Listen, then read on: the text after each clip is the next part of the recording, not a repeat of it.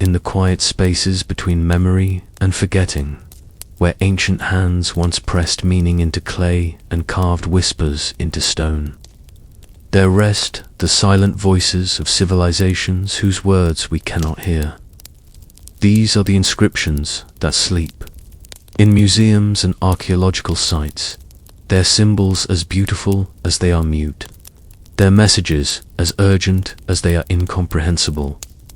Tonight, we walk among these forgotten alphabets, these orphaned scripts, these lonely symbols that wait in eternal patience for someone to remember their names. Here, in the gentle darkness of understanding's edge, we find ourselves drawn not to answers, but to the profound beauty of questions that may never find their voice. Let the mystery embrace you as we drift together through humanity's most eloquent silence. If this journey into history gently moves you, take a second to like, share, and subscribe. It helps more sleepy minds find their way here. By the way, where in the world are you listening from? What time is it where you are? Drop a comment before you drift off. We read every single one. The clay tablet sits behind protective glass, its surface scarred with deliberate marks that once carried the weight of human thought. Each wedge-shaped impression was pressed with intention, each line carved with purpose, yet today they remain as mysterious as constellations in a foreign sky. This is the nature of humanity's greatest puzzle, not the riddle of what was written, but the profound ache of words that cannot be heard. In the hushed corridors of the world's greatest museums, in climate-controlled rooms where ancient voices wait in perpetual silence, thousands of inscriptions hold their secrets close. They are the love letters never delivered, the prayers never answered, the laws never understood, the stories never told. Each symbol represents a moment when someone believed deeply enough in the permanence of their message to commit it to stone, to clay, to bark, to metal, never imagining that one day their most carefully chosen words would become beautiful mysteries.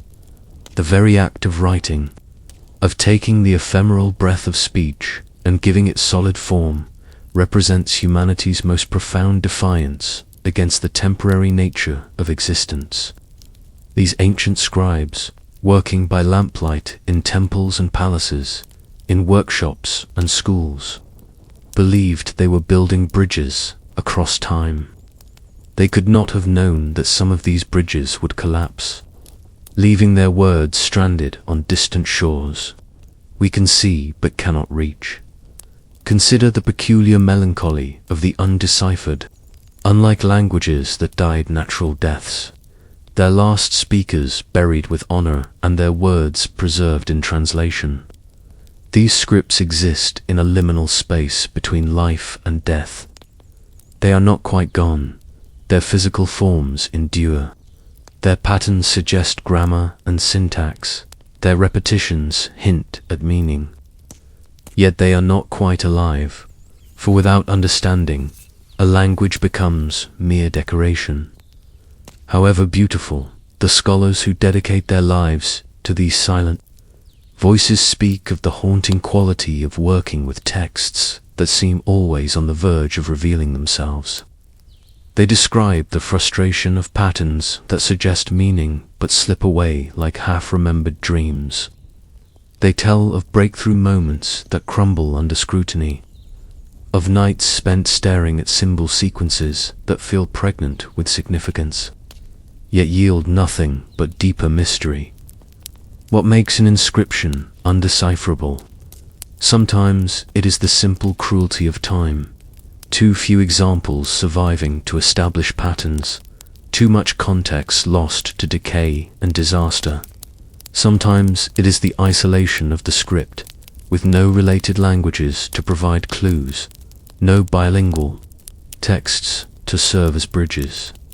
Sometimes it is the very uniqueness that made these civilizations remarkable that now makes them impenetrable to our understanding.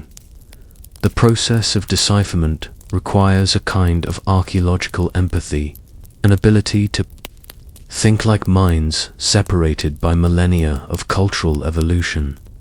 It demands that modern scholars abandon their assumptions about how language should work, how symbols should relate to sounds, how meaning should be structured. It is detective work performed across the vast distances of time, where the most crucial witnesses will never testify.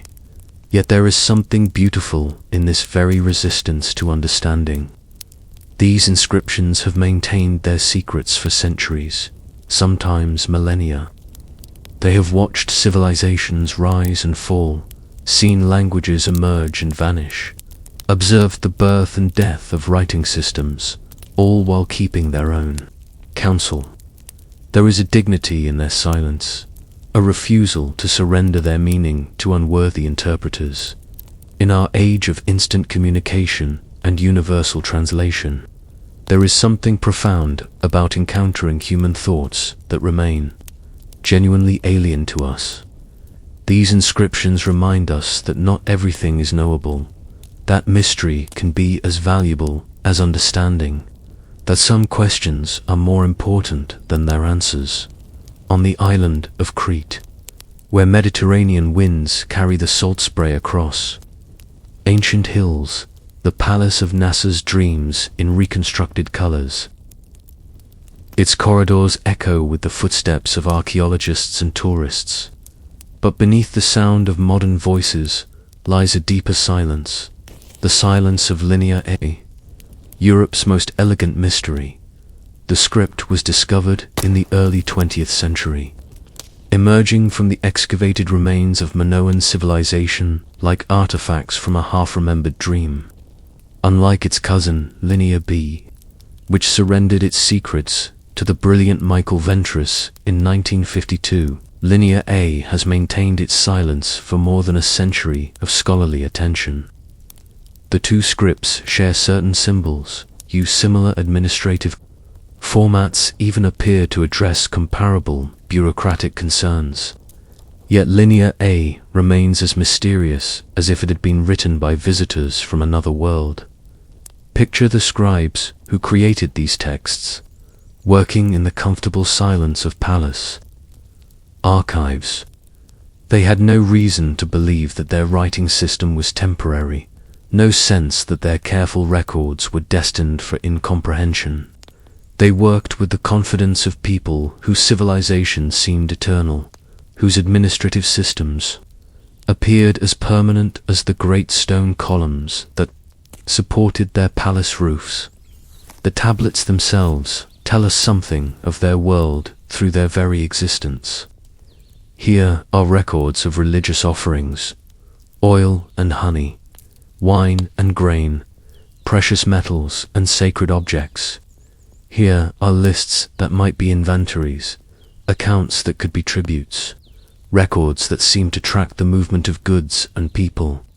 Across the Minoan trade networks, we can sense the bureaucratic machinery of a sophisticated civilization, can almost hear the scratch of stylus on clay, as clerks recorded the daily business of empire. But the specific meanings remain tantalizingly out of reach. We can recognize numbers, can identify commodity signs, can even make educated guesses about personal names and place names. Yet the connecting tissue of grammar, the syntactic structures that would reveal how these people organized their thoughts, remains invisible to us. It is like overhearing a conversation in a crowded room. You catch individual words, sense the emotional tenor, but the actual meaning remains just beyond comprehension. The geographical distribution of Linear A tells its own story. The script appears throughout Crete and on several Aegean islands, suggesting a writing system that served not just the palace at Naxos, but a broader Minoan cultural sphere. These were not isolated scribes working in cultural isolation, but part of a literate network that stretched across a significant portion of the ancient Mediterranean world. Some scholars have suggested that Linear A represents a non-Greek language, possibly related to the languages of Anatolia, or even to more distant language families. Others argue for connections to later Mediterranean languages that survived into historical times. Each theory brings its own compelling evidence, its own tantalizing near-matches, its own ultimate frustration as promising parallels dissolve. Under closer examination, the religious context of many Linear A inscriptions adds another layer of mystery. These are not merely administrative records, but documents that seem to touch the spiritual heart of Minoan civilization. They speak of deities whose names we cannot pronounce, of rituals whose purposes we cannot fathom, of offerings whose symbolic significance remains opaque. They hint at a religious world that was clearly central to Minoan identity, yet remains completely alien to our understanding. What makes Linear a particularly haunting is how close it seems to revelation. Unlike some undeciphered scripts that appear completely foreign to our experience, Linear A feels familiar. Its administrative formats mirror those of other ancient civilizations. Its symbol systems follow recognizable patterns. Its contextual clues seem to point toward interpretations that remain just beyond our grasp. It occupies that particularly frustrating space where understanding feels imminent but never arrives. The palace at Knossos, with its reconstructed frescoes of bull leapers and dolphin processions, gives us glimpses of Minoan visual culture that suggest a civilization of remarkable sophistication and beauty. These people created art that still moves us across millennia, built architecture that still impresses us with its ingenuity, developed trade networks that connected distant shores. Yet their written thoughts remain as foreign to us as if they had never been committed to clay. In the quiet of the Heraclean Museum, where many Linear A tablets now rest in climate-controlled peace, visitors often pause longer at these displays than at others. There is something compelling about mystery that surpasses mere curiosity. These tablets represent one of the fundamental human experiences, the attempt to communicate across time while simultaneously embodying its failure. They are messages in bottles that have washed up on our shore, but the bottles remain sealed 4,000 years ago. In the fertile plains where the Indus River carried life to one of humanity's earliest urban civilizations, scribes worked with small copper tablets and delicate seals, inscribing symbols that would outlast their empire by millennia.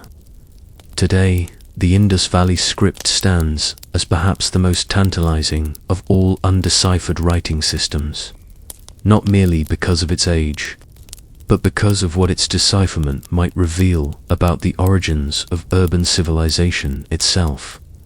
The discovery of the Indus Valley civilization in the 1920s revolutionized our understanding of ancient history. Here was an urban culture that flourished when Egypt was building its pyramids and Mesopotamia was developing its first law codes. Yet it remained completely unknown to the modern world until the 20th century. The cities of Rapa and Mohenjo-Daro revealed sophisticated urban planning, advanced drainage systems, standardized weights and measures, and evidence of far-reaching trade networks that connected the Indus Valley to Mesopotamia, Central Asia, and the Arabian Peninsula. Yet for all their material sophistication, the people of the Indus Valley have remained voiceless. Their script, found on thousands of seals, tablets, and pottery fragments, consists of somewhere between 400 and 600 distinct symbols, depending on how variants are counted. The inscriptions are typically brief. Most contain fewer than 10 symbols, and they appear in contexts that suggest commercial, administrative, or religious purposes. The seals themselves are works of art, carved from steatite and often featuring beautifully rendered animals, the famous unicorn, powerful bulls, majestic rhinoceros, crocodiles, and elephants. Above these animals, the inscriptions march in neat lines, their symbols as carefully executed as the animal figures. Below them, these were clearly objects of significance, tools of trade and administration that carried both practical and symbolic weight in Indus Valley society. What makes the Indus script particularly challenging is its brevity. Unlike the long royal inscriptions of Egypt or the extensive administrative archives of Mesopotamia, most Indus inscriptions are frustratingly short. This brevity might reflect the specific purposes for which writing was used in Indus society, perhaps as identifiers, ownership marks, or abbreviated notations rather than full textual records. Or it might simply reflect the accidents of preservation. With longer texts lost to time and climate, the symbols themselves display a fascinating mix of geometric patterns and representational elements. Some clearly derive from natural forms, fish, plants, human figures, architectural elements. Others are purely abstract, suggesting either stylized representations of concrete objects or entirely symbolic concepts. The relationship between these different types of symbols remains one of the central puzzles of Indus. Script research, attempts to decipher the script, have followed every conceivable approach.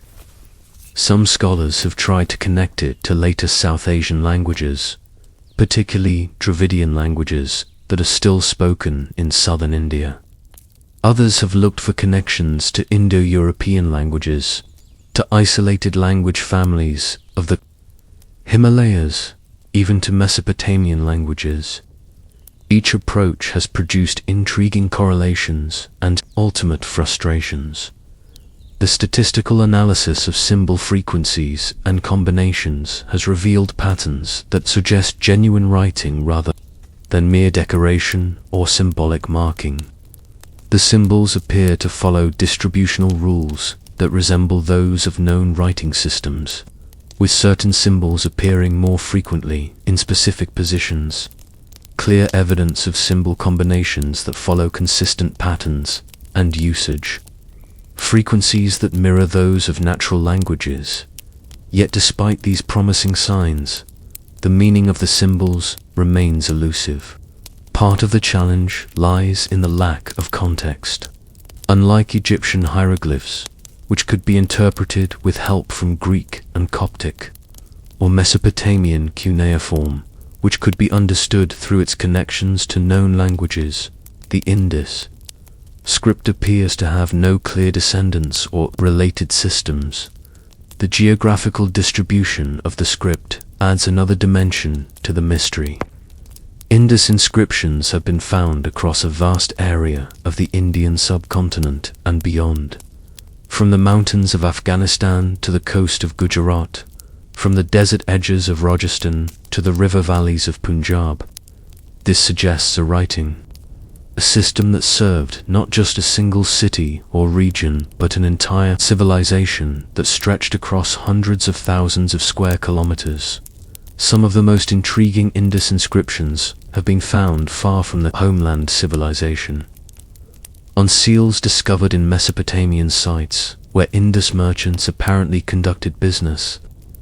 These seals, found in the ruins of ancient Ur and other Mesopotamian cities, suggest that Indus traders carried their writing system across the ancient world, that their symbols were recognized and respected in foreign markets.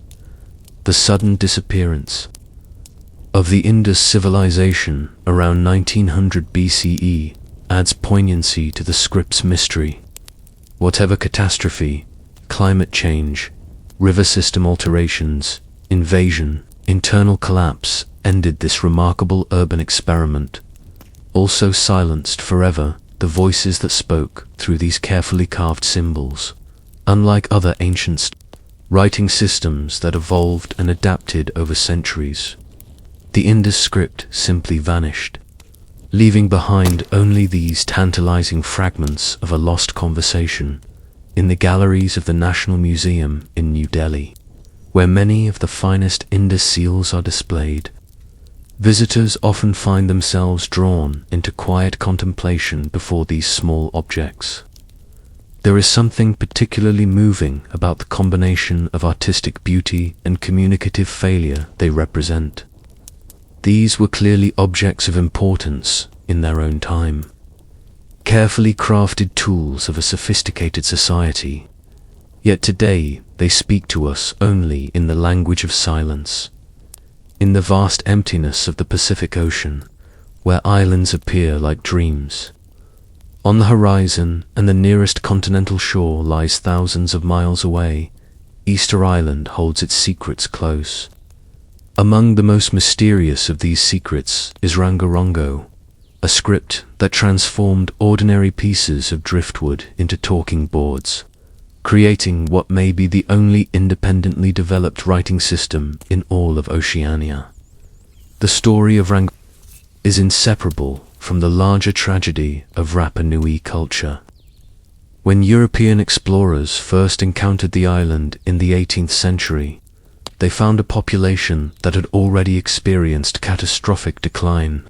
The great statue-building civilization that had once flourished here had collapsed, its forests depleted, its population reduced to a fraction of its former size. Into this context of cultural trauma came the discovery of wooden boards covered with minute, carefully carved symbols that the islanders called Rongorongo, talking wood.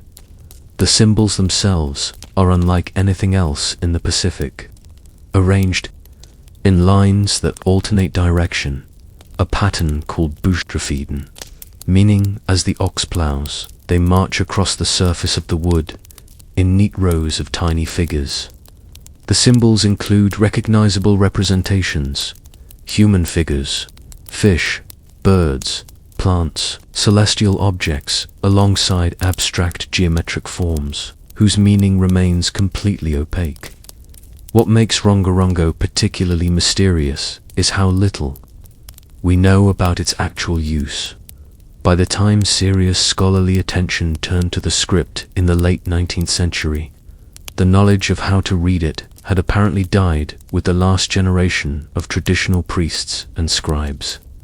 The cultural disruption caused by slave raids, disease, and missionary activity had broken the chain of transmission that might have preserved the key to understanding these talking boards. The few surviving informants who claimed any knowledge of Rongorongo provided tantalizingly incomplete information. They could identify some symbols, could recite what they claimed were traditional chants associated with particular boards, but they could not provide systematic instruction in how the writing system actually worked.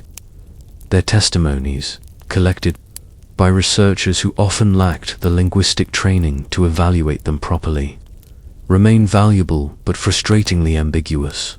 Only about 24 Rongorongo objects survive today, scattered across museums and private collections around the world. These include not only the famous wooden boards, but also a staff and a Tangata, Manu Birdman figure, all covered with the same mysterious script. The objects themselves are clearly ancient, carved from wood types that had become rare on Easter Island by the time of European contact, suggesting a tradition that reached back centuries into the island's isolated past.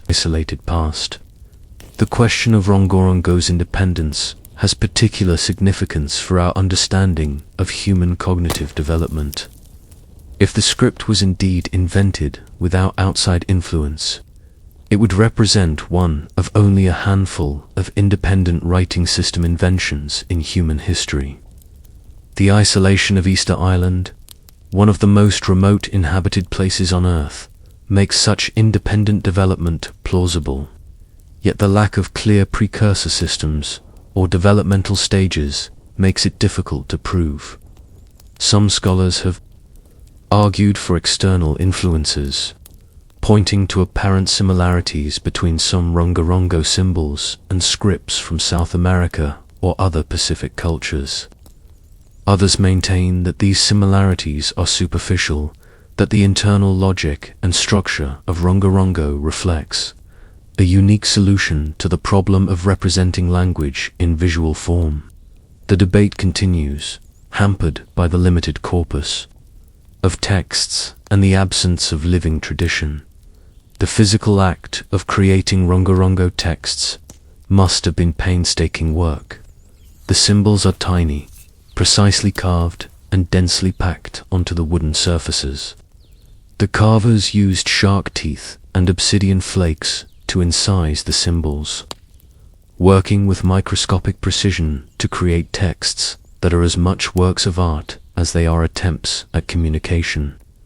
The investment of time and skill required suggests that these were objects of considerable cultural importance. The context in which Rongorongo boards were used remains largely mysterious. Some appear to have been associated with religious ceremonies, others with genealogical recitation or historical remembrance. The symbols themselves include what appear to be ritual objects, ceremonial figures, and religious iconography, suggesting connections to the spiritual life of Rapa Nui culture. Yet without the ability to read the texts, we can only speculate about their specific purposes. Recent attempts to apply computational analysis to Rongorongo have yielded intriguing results. Statistical analysis of symbol frequencies and combinations suggests patterns consistent with genuine writing rather than mere decoration. The symbols appear to follow distributional rules, show evidence of grammatical structure and display the kind of complexity that characterizes natural languages. Yet these promising statistical indicators have not yet translated into actual reading comprehension. The loss of Rongorongo knowledge represents a particularly poignant example of cultural extinction. Unlike languages that fade gradually over generations, the ability to read Rongorongo seems to have vanished abruptly, cut off by the cultural catastrophe that befell Easter Island in the 19th century. The last readers took their knowledge to unmarked graves, leaving behind only these beautiful, mysterious boards that continue to guard their secrets in museum silence. In the British Museum, where several Rongorongo boards rest in storage, researchers continue to work with these fragments of a lost conversation. They measure symbol frequencies, analyze positional patterns, compare texts for recurring sequences, all in the hope that somewhere in the mathematics of language lies the key to understanding what the talking would once had to say. It is work that requires not just scholarly skill, but also a kind of archaeological faith, the belief that human messages, once committed to permanent form, can eventually be recovered and understood. The very name talking would suggest something magical about these objects, as if the act of carving symbols could indeed give voice to silent timber. In the context of Easter Island's isolation, where the nearest human neighbors lived thousands of miles away, the idea of wood that could speak across time and distance must have held special significance. These boards represented a victory over the limitations of memory, a way to preserve important knowledge against the inevitable losses that time inflicts on human communities. Yet today, the wood has fallen silent, its voice lost in the space between symbol and meaning. The boards remain beautiful objects, their surfaces covered with intricate patterns that clearly meant something important to their creators. They speak to us of the human drive to preserve meaning, to create permanence in a world of constant change, to build bridges across the gaps that separate one mind from another. But the specific messages they were meant to carry remain as remote as the island where they were created. as mysterious as the civilization that gave them birth. As evening settles over the Pacific, and the waves that have washed Easter Islands, shores for millennia continue their eternal rhythm. The Rongorongo boards keep their counsel. They are monuments to the fragility of knowledge, reminders that even our most carefully preserved messages can be lost if the chain of understanding is broken. They wait in their museum cases like unopened letters from a civilization that poured its heart into symbols we can see but cannot read, leaving us to wonder what urgent messages, what beautiful poetry, what essential wisdom might lie forever, locked in the talking wood that has learned, at last, to keep its silence. The morning light filtered through olive groves, casting shadows that danced like ancient script across weathered stone. In the silence between breaths, between heartbeats, the clay tablets of Nasus held their secrets close, their linear A inscriptions speaking in tongues that time had forgotten. Each mark pressed into malleable earth thousands of years ago carried the weight of a civilization that had flourished and vanished, leaving behind only questions carved in clay and painted on palace walls. The palace at Nasus rose from the earth like a dream made manifest, its corridors winding through chambers, where scribes once bent over clay tablets, their bronze styluses catching the flicker of oil lamps. In these rooms, now silent for millennia, the mysterious script known as Linear A was born from the necessity of accounting, of remembering, of preserving the sacred and the mundane in equal measure. The tablets, small and unassuming, held within their surfaces the heartbeat of a civilization that had mastered the sea and worshipped the earth. Each tablet began as soft clay, smooth beneath the fingers of scribes whose names have been lost to time. The clay yielded to their touch, accepting the precise marks that formed syllables in a language that scholars today can only approach with reverence and speculation. The scribes worked in natural light when possible, their shadows falling across the tablets as they recorded grain stores, religious offerings, and administrative details that kept the palace functioning like a vast beating heart. The linear signs emerged from this clay-like flowers blooming in an ancient garden, each character a small miracle of meaning compressed into lines and curves. Some signs resembled the objects they represented, a cup, a sword, a tree, while others had evolved into abstract symbols that carried sounds and concepts beyond simple representation. The scribes who created these signs had inherited a tradition that stretched back generations, their hands moving with the certainty of those who had learned their craft at the feet of masters. As the stylus pressed into clay, it created not just marks but moments of connection across time. Each stroke was deliberate, each symbol placed with purpose, creating texts that recorded the rhythms of palace life.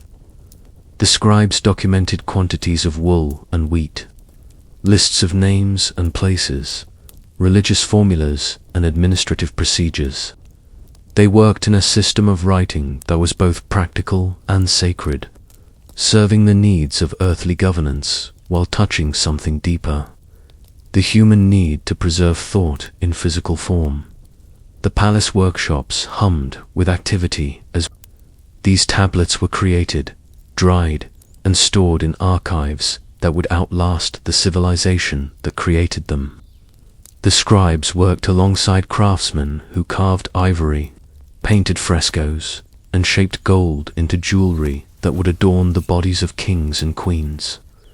The Linear A tablets were part of this larger tapestry of creation, each one a thread in the fabric of Minoan culture, recording not just facts but the very essence of a people who had learned to read the patterns of wind and wave. The language preserved in Linear flowed like water through the structured channels of its syllabic system. Each sign represented a syllable, a unit of sound that could be combined with others to form words, sentences, complete thoughts. The scribes who wrote in this script understood its logic, its grammar, its vocabulary, moving through its linguistic landscape with the ease of those who had grown up breathing its rhythms. They created texts that were both utilitarian and beautiful, functional documents that carried within them the music of a living language, In the palace archive rooms, tablets accumulated like layers of sediment, each one a moment in time preserved in clay. The scribes organized these records with care, creating systems of storage that would allow future generations to access the information they contained. These archives were libraries of clay, repositories of knowledge that documented everything from religious festivals to trade agreements, from royal genealogies to recipes for sacred ointments. The religious texts written in Linear A carried a particular weight, their syllables preserving prayers and rituals that connected the Minoan people to their gods.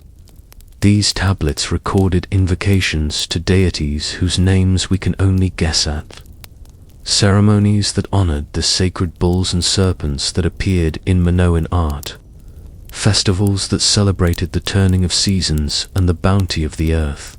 The scribes who wrote these texts understood themselves to be preserving something holy, their styluses moving with the reverence of those who knew they were recording the sacred. The palace itself was a symbol, written in stone and painted plaster, its architecture speaking a visual language that complemented the written script preserved on clay tablets. The famous frescoes of Nasus, the bull-leaping scene, the ladies in blue, the Prince of the Lilies, were visual texts that communicated the values and beliefs of the people who had created Linear A together. These forms of communication created a rich tapestry of meaning that surrounded the inhabitants of the palace. Like a living language, the scribes who worked in the palace were more than clerks. They were the keepers of memory, the guardians of knowledge, the bridge between the spoken and the written word. Their training began in childhood, their young fingers learning to form the complex signs of Linear A through years of practice and repetition.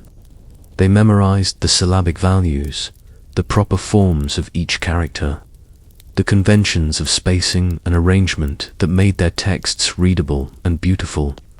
As the seasons turned and the years passed, the palace archives grew, accumulating thousands of tablets that documented the ebb and flow of Minoan life. The scribes recorded the arrival of ships carrying amber from the Baltic, the departure of vessels loaded with pottery and bronze, the celebration of festivals that marked the agricultural year. Their tablets preserved the names of places we can no longer locate, the titles of officials whose duties we can only imagine, the quantities of goods that flowed through the palace like rivers of commerce. The Linear A script itself evolved over time, its signs becoming more standardized, its conventions more fixed. The scribes who used it were part of a tradition that valued both innovation and conservation, creating new ways to express complex ideas while maintaining the essential character of their writing system. They developed abbreviations and ligatures, shorthand forms that allowed them to write more quickly while preserving the clarity of their message. In the quiet hours before dawn, when the palace slept and the oil lamps burned low, the scribes sometimes worked alone, their styluses moving across clay tablets in the solitude of their workshops. These were the moments when the writing became most personal, when the mechanical act of forming signs gave way to something more intimate, the direct connection between mind and clay, between thought and its physical preservation. The tablets created in these quiet hours carried within them not just information, but the essence of individual consciousness, the unique voice of a scribe working in the darkness before the world awakened. The palace library was a labyrinth of knowledge, its shelves lined with tablets that recorded everything from royal decrees to shopping lists, from hymns to household accounts. The scribes who maintained this collection understood the importance of their work, the responsibility they carried as the preservers of their civilization's memory. They created catalogues and indexes, systems of organization that would allow future scholars to navigate the vast collection of tablets that documented Minoan life in all its complexity. The tablets themselves were works of art, their surfaces bearing not just the marks of styluses, but the imprints of fingers, the accidental smudges that spoke of human hands at work. Each tablet was unique, carrying within its clay matrix the particular conditions of its creation, the humidity of the day, the temperature of the workshop, the mood of the scribe who formed its signs. These physical characteristics made each tablet a time capsule, preserving not just information but the very atmosphere of the moment in which it was created. The Linear A writing system represented a remarkable achievement in human communication, a syllabic script that could capture the nuances of spoken language with remarkable precision. The scribes who used it understood its capabilities and limitations, working within its constraints to create texts that were both functional and expressive. They developed techniques for representing foreign names and borrowed words, for indicating emphasis and tone, for creating the written equivalent of the living language that flowed through the corridors of the palace. As the sun set behind the mountains of Crete, casting long shadows across the palace courtyards, the scribes would sometimes pause in their work to contemplate the tablets they had created. These small rectangles of clay represented more than mere records. They were bridges across time, carrying the voices of the present into an unknown future. The scribes could not have imagined that their tablets would one day be the only surviving witnesses to their civilization, the sole guardians of a language that would vanish from the world, leaving only these clay memorials to testify to its existence.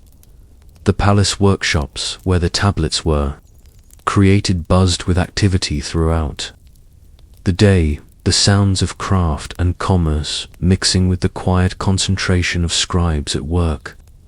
The smell of wet clay mingled with the smoke of oil lamps and the scent of incense burned in honor of the gods. In this atmosphere of creativity and devotion, the Linear A tablets were born, each one a small miracle of preservation, a moment of human consciousness fixed in clay and fired by time into permanence.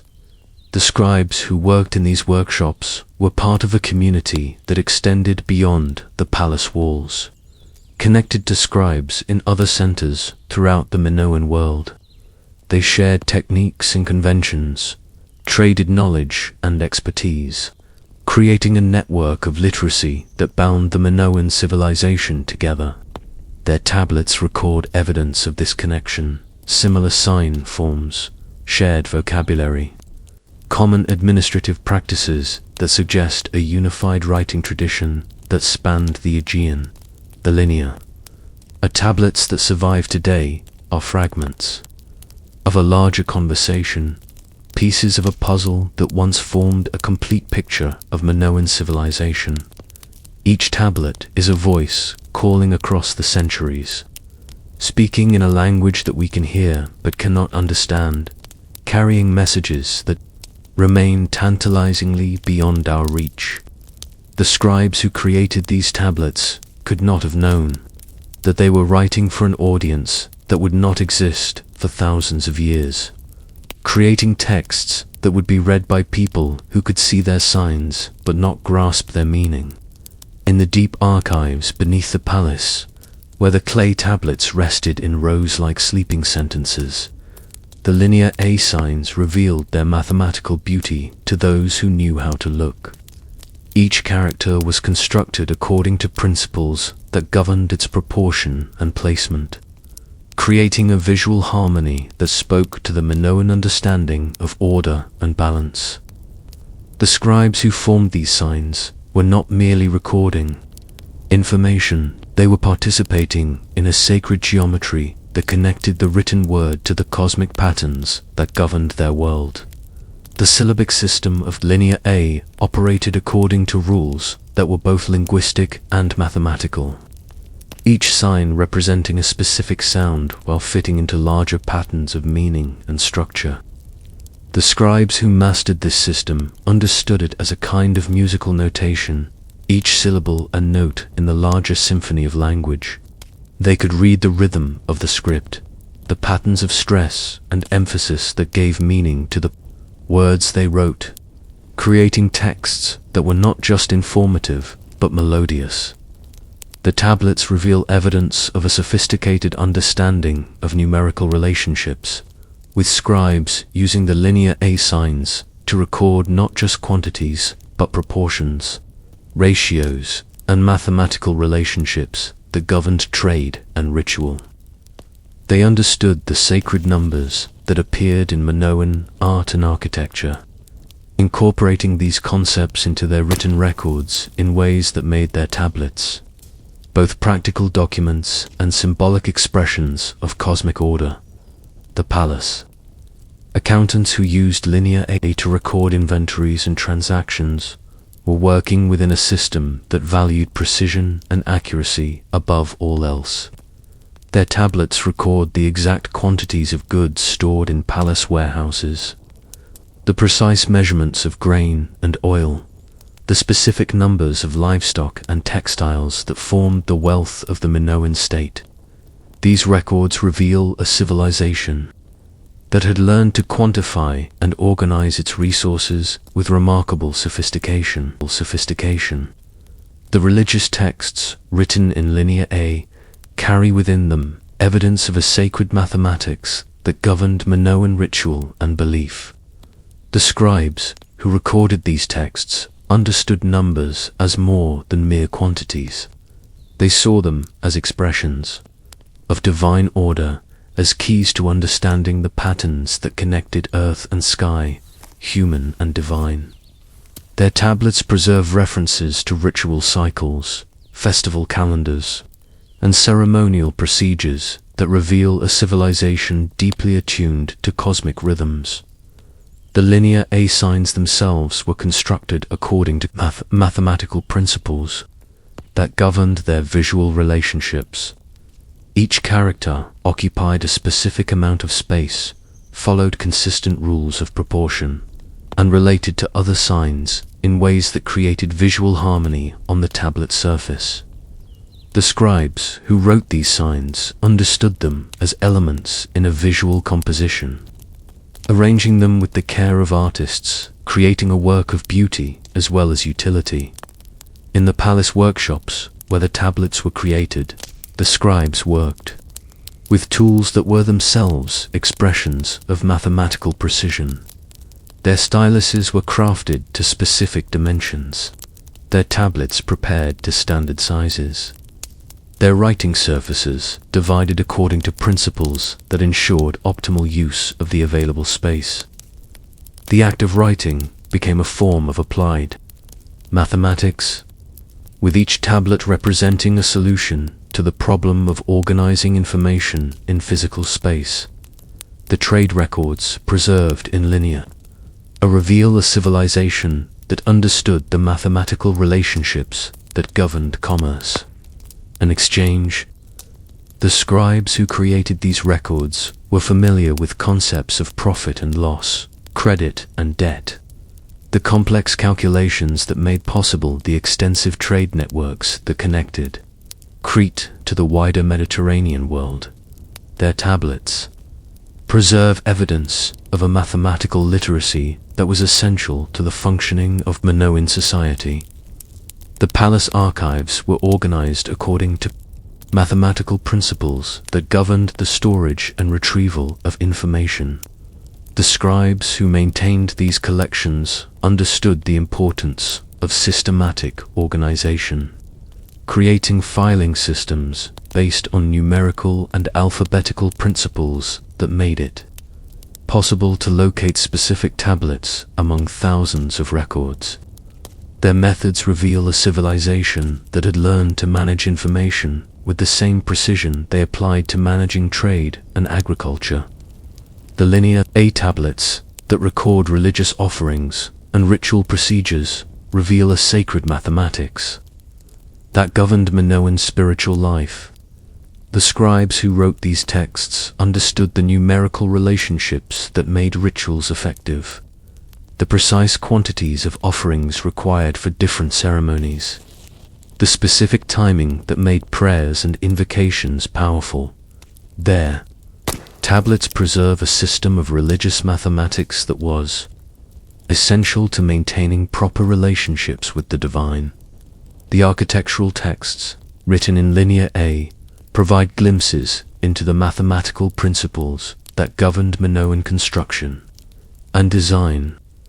The scribes who recorded these texts understood the geometric relationships that made buildings stable and beautiful, the proportional systems that created harmony between different architectural elements, the numerical ratios that connected human scale spaces to cosmic patterns. Their tablets preserve evidence of a mathematical tradition that was both practical and sacred. The agricultural records, preserved in Linear A, reveal a civilization that understood the mathematical relationships that governed farming and food production. The scribes who created these records were familiar with concepts of yield and efficiency, the calculations that determined planting schedules and harvest expectations, the complex mathematics of irrigation and land management. Their tablets preserve evidence of a mathematical literacy that was essential to feeding the populations of Minoan cities.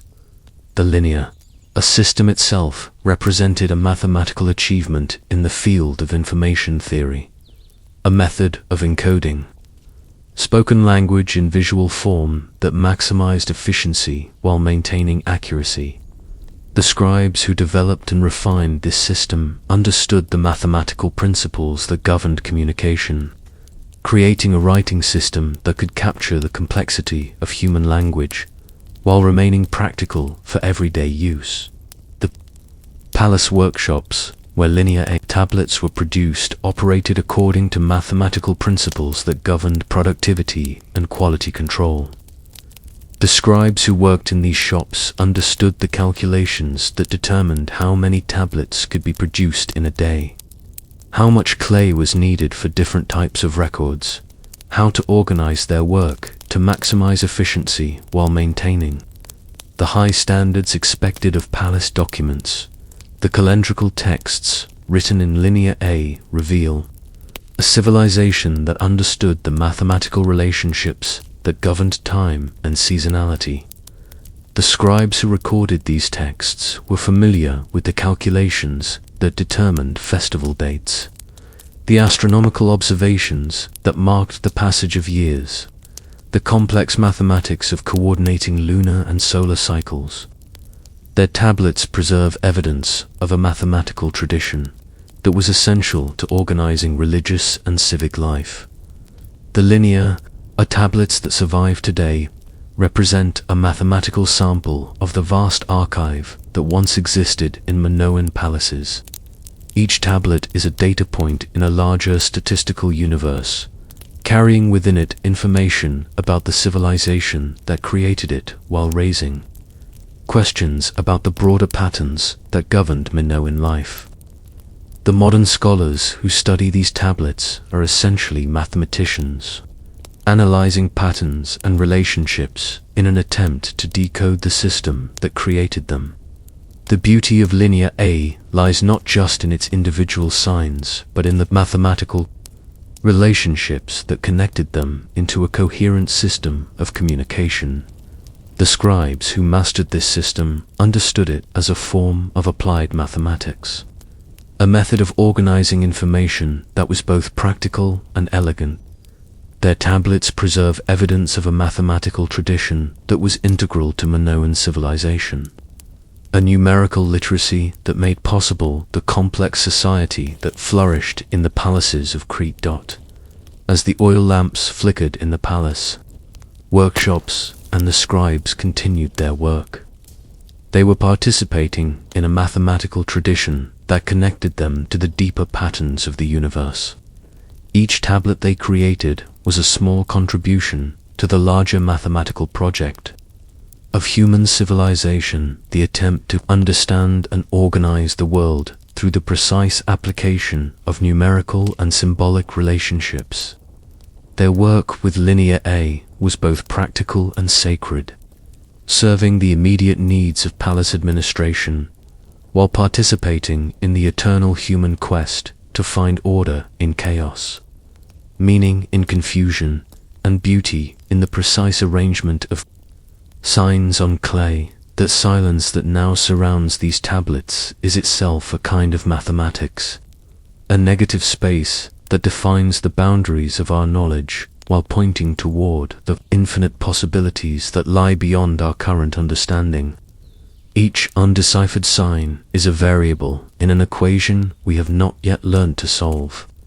Each unknown word a factor in a calculation that could reveal the secrets of a civilization that mastered both the practical and the sacred dimensions of human experienced. On the end, the Linear A tablets represent more than historical documents or linguistic puzzles.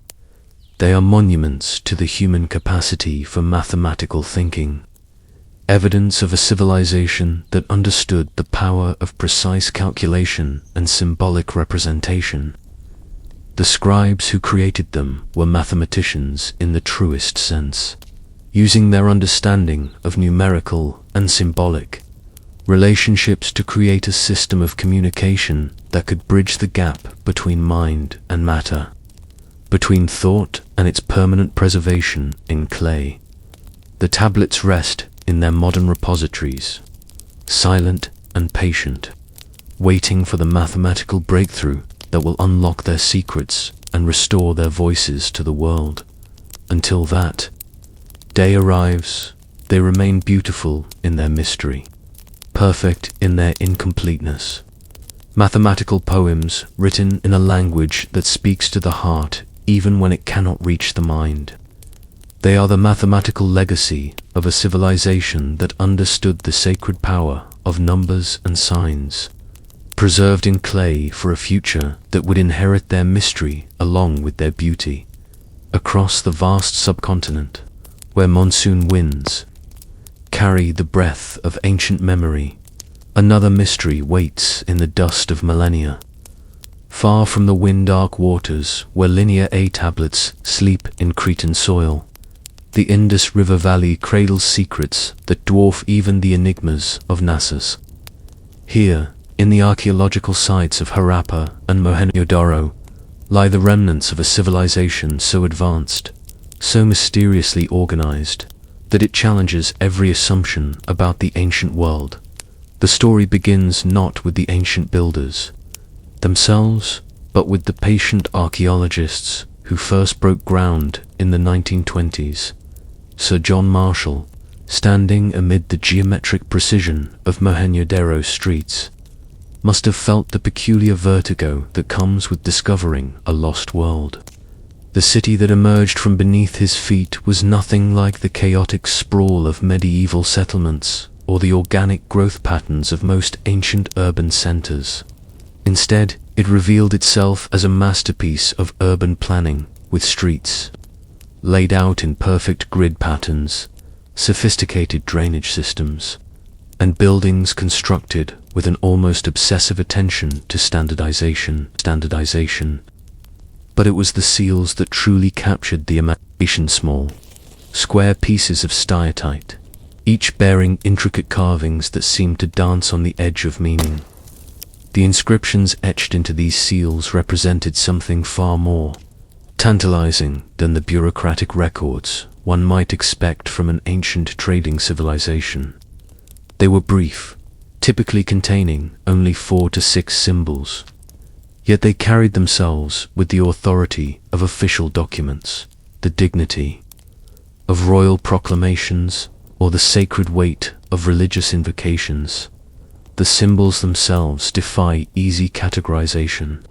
Some appear to be stylized representations of annals bulls with magnificent horns, tigers caught mid-stride, elephants with trunks raised in eternal trumpet calls.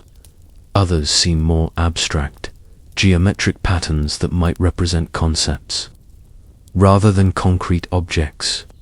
There are symbols that look almost architectural, like tiny blueprints for buildings that may have existed only in the realm of ideas. And then there are the truly enigmatic ones, shapes that seem to hover between the representational and the abstract.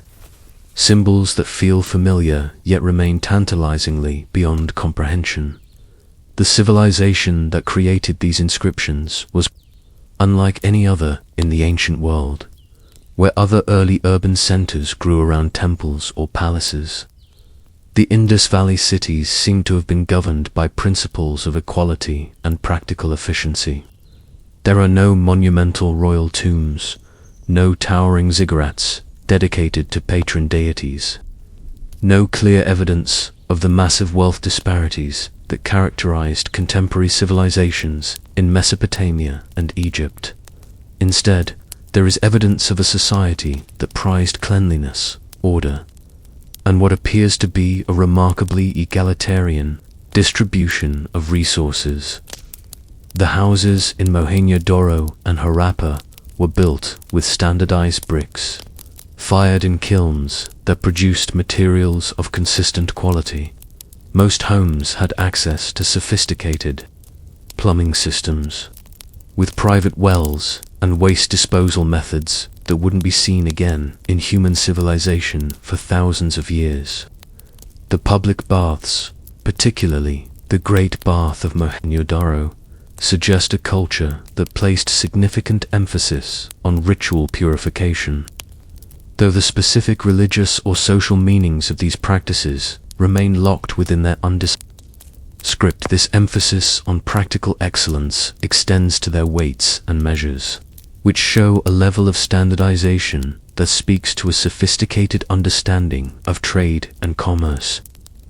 The Indus Valley people developed a system of measurements so precise that it was used consistently across hundreds of settlements spanning an area larger than Egypt and Mesopotamia combined. Their seals, found as far away as Mesopotamian trading posts, suggest a commercial network of staggering scope and sophistication. Yet, for all their apparent prosperity and organizational prowess, the Indus Valley people remain among history's most enigmatic civilizations, precisely because their written language has never been deciphered. The script appears on over 4,000 artifacts, from the elaborate seals to simple pottery marks, but the longest single inscription contains fewer than 30 symbols. This brevity presents one of the fundamental challenges in deciphering the language. There simply isn't enough text to provide the linguistic redundancy that has helped scholars crack other ancient scripts. The symbols themselves number between 400 and 600 distinct signs, depending on how one counts variations and combinations.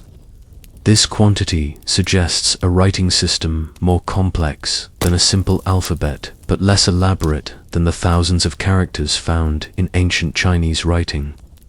Some scholars argue that this indicates a mixed system, combining phonetic elements with logographic symbols that represent entire words or concepts. Others propose that the script might be primarily syllabic, with each symbol representing a distinct sound combination rather than individual letters or whole words. The directional flow of the script adds another layer of mystery. Most inscriptions appear to be written from right to left, the reverse of modern English but consistent with many ancient Semitic languages. However, some longer inscriptions show evidence of boustrified and writing alternating lines that change direction, like the back and forth movement of an ox ploughing a field. This technique was used by early Greek inscriptions and suggests a writing tradition in its formative stages, still experimenting with the most efficient methods of recording. Language. One of the most intriguing aspects of the Indus script is its apparent relationship to the famous unicorn.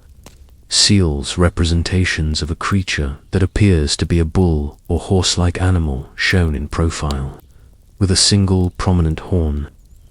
These seals are among the most common artifacts found at Indus sites, and their associated inscriptions often share certain recurring symbol patterns.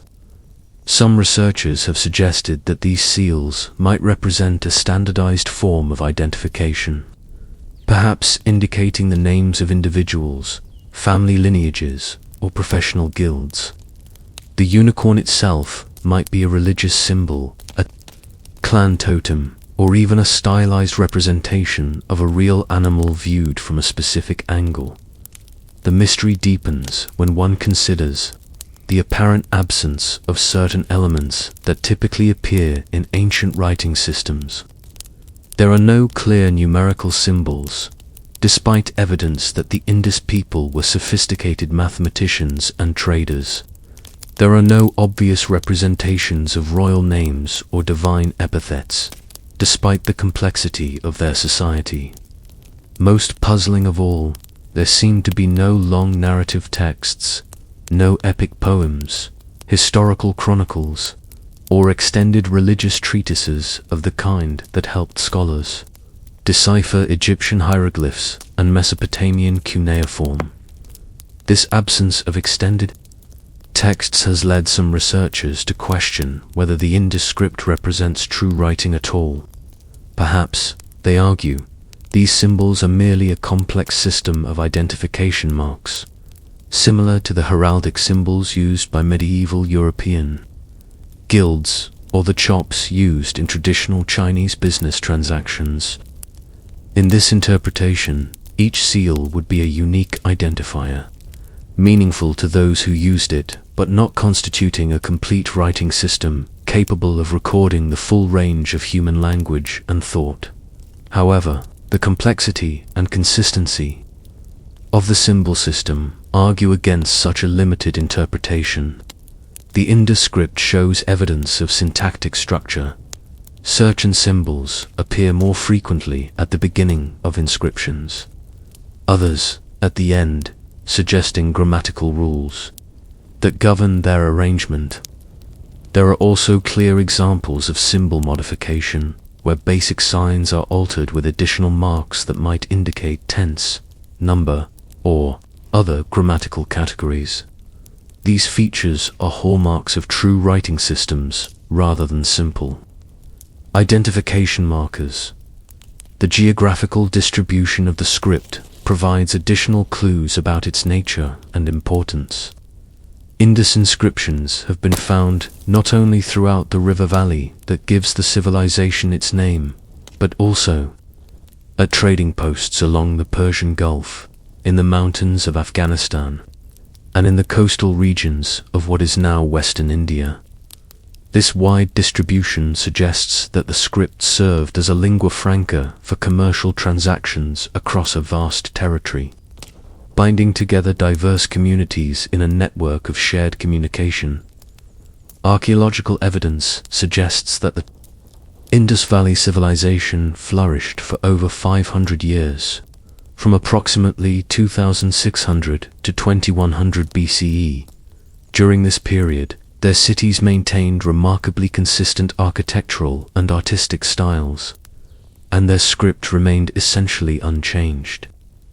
This stability implies a mature and well-established writing tradition, not an experimental system still finding its form.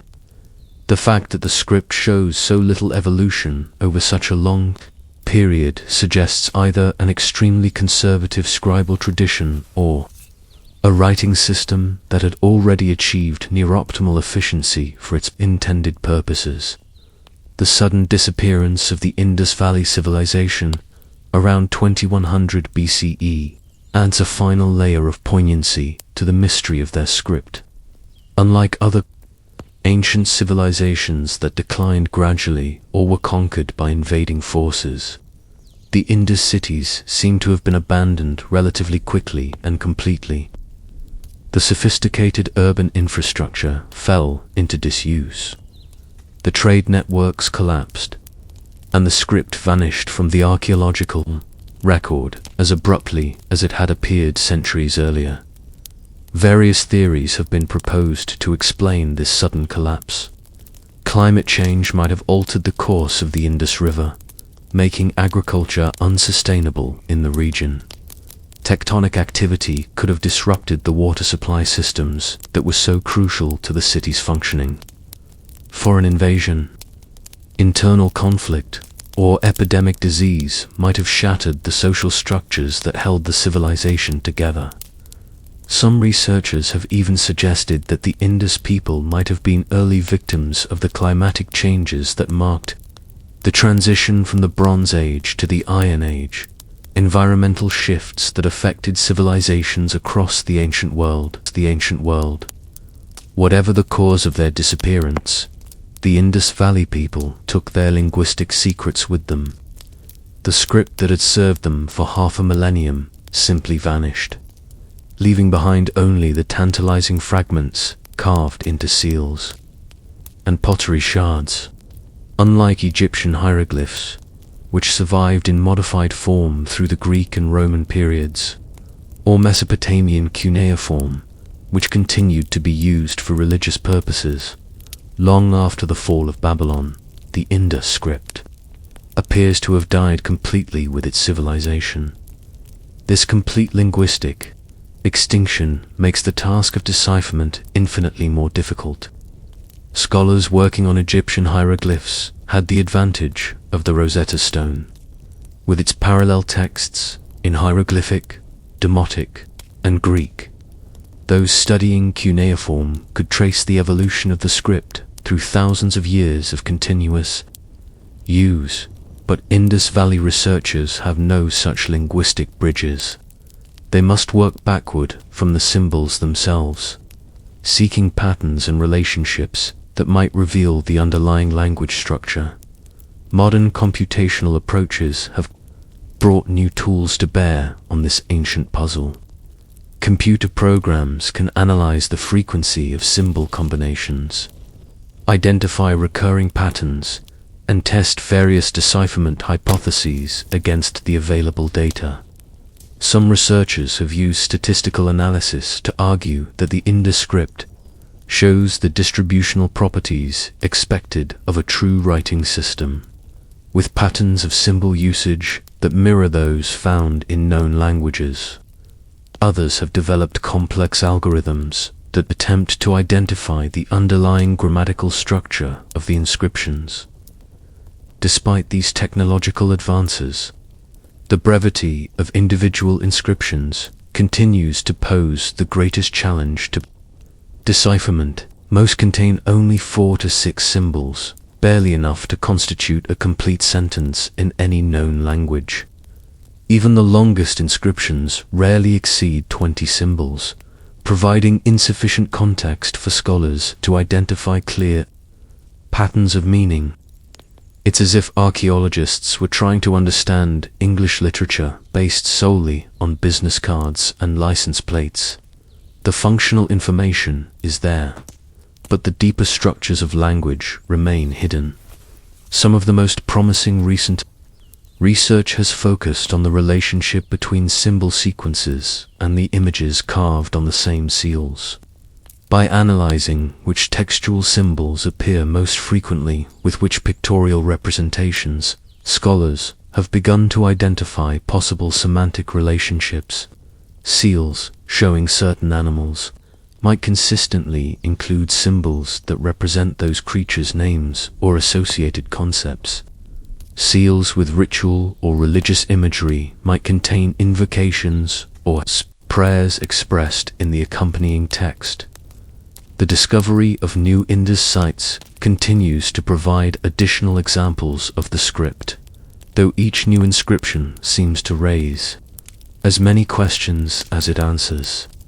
Recent excavations at Dolavira, one of the largest Indus cities, uncovered a remarkable signboard containing 10 large symbols arranged in a single line.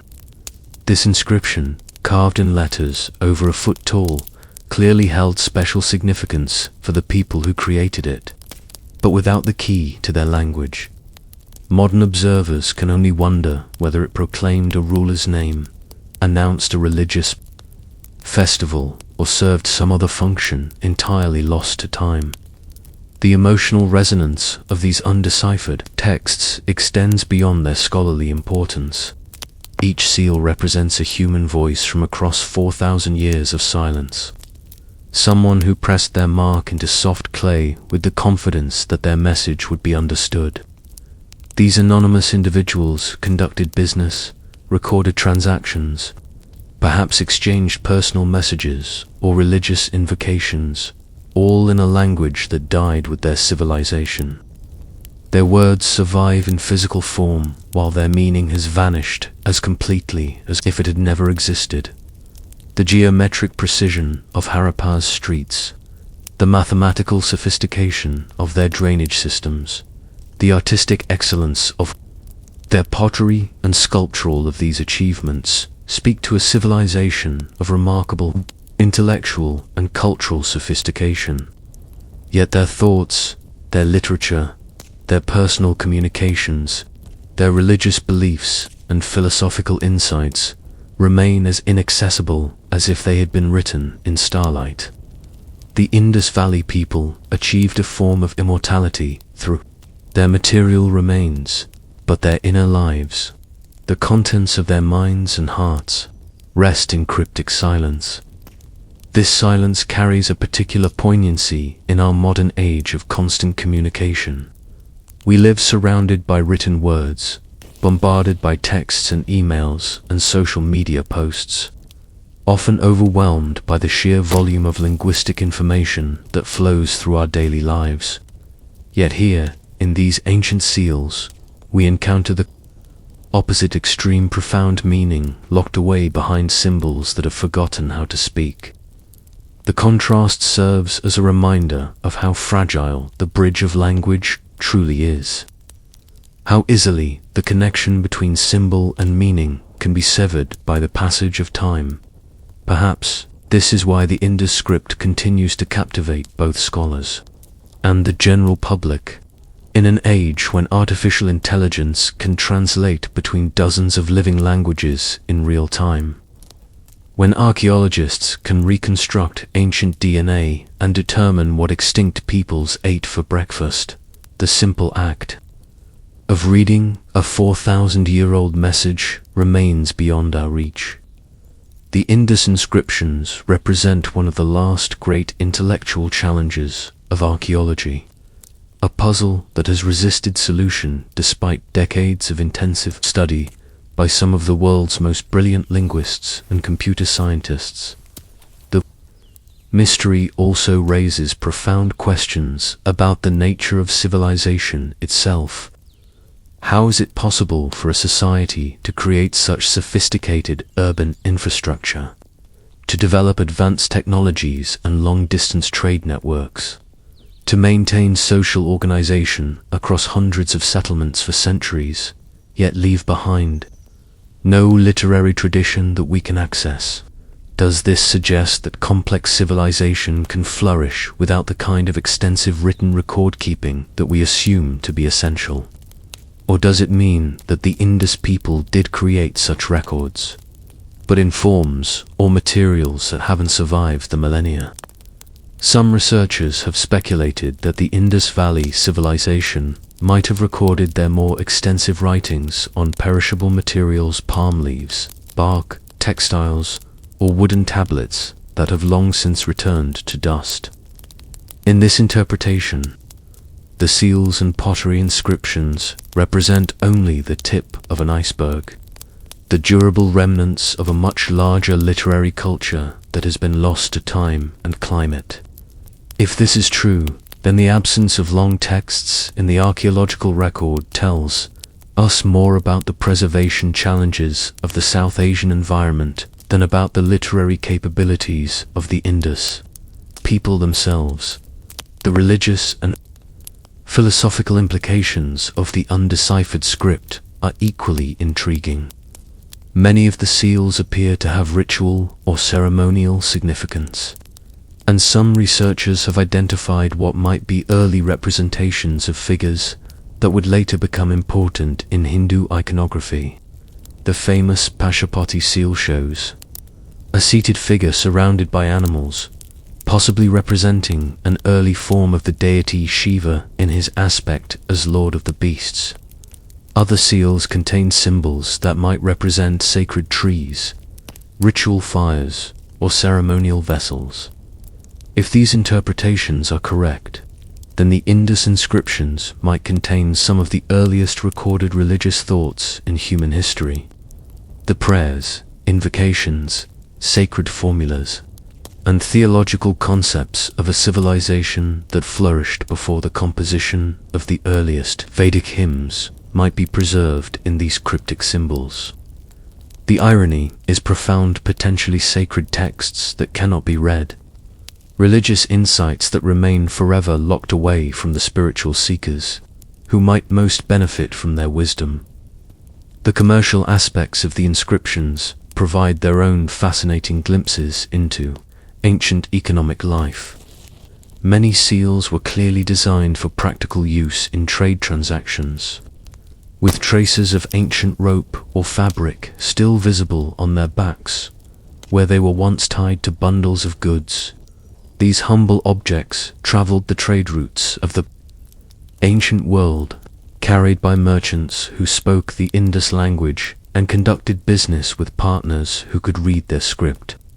The economic networks they represent may have been among the most extensive of the ancient world, linking the Indus Valley with trading partners from Central Asia to the Persian Gulf. Yet even these commercial inscriptions resist easy interpretation. What seems like it should be the most straightforward aspect of the script, simple business transactions, proves as mysterious as any other element. Other symbols on trade seals recording the names of merchants, the types of goods being shipped, the destinations of caravans, or the terms of business agreements. Without the ability to read the language, we can only speculate about the practical details of an economic system that clearly functioned with remarkable efficiency for centuries. The technological aspects of the script's creation also provide insights into the intellectual sophistication of Indus Valley craftsmen. The seals were carved using techniques that required considerable skill and precision.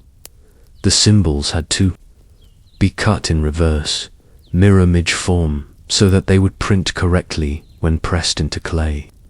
This suggests not only individual craftsmanship, but also standardized training methods that ensured consistency across the thousands of seals that have been discovered. The fact that the script remained so remarkably consistent across centuries and vast geographical distances implies sophisticated systems of education and quality control. Modern attempts at decipherment have employed every conceivable approach, from traditional linguistic analysis to cutting-edge computer modeling. Some researchers have attempted to identify the underlying language family by comparing symbol patterns with known ancient languages of the region. Others have used statistical methods to analyze the frequency and distribution of different symbols, looking for patterns that might reveal grammatical structures. Still others have focused on the relationship between textual and pictorial elements, hoping to identify semantic connections that might serve as a starting point for broader decipherment. One of the most ambitious recent projects has involved creating comprehensive databases of all known Indus inscriptions, cataloging not only the symbols themselves but also their archaeological contexts, the materials they're carved on, their geographical distribution, and their relationships to associated images and artifacts. These databases allow researchers to conduct complex searches and analyses that would be impossible with traditional methods, potentially revealing subtle patterns that have gone unnoticed in previous studies. Despite all these efforts, the Indus script continues to guard its secrets jealously. Each promising lead seems to reach a dead end.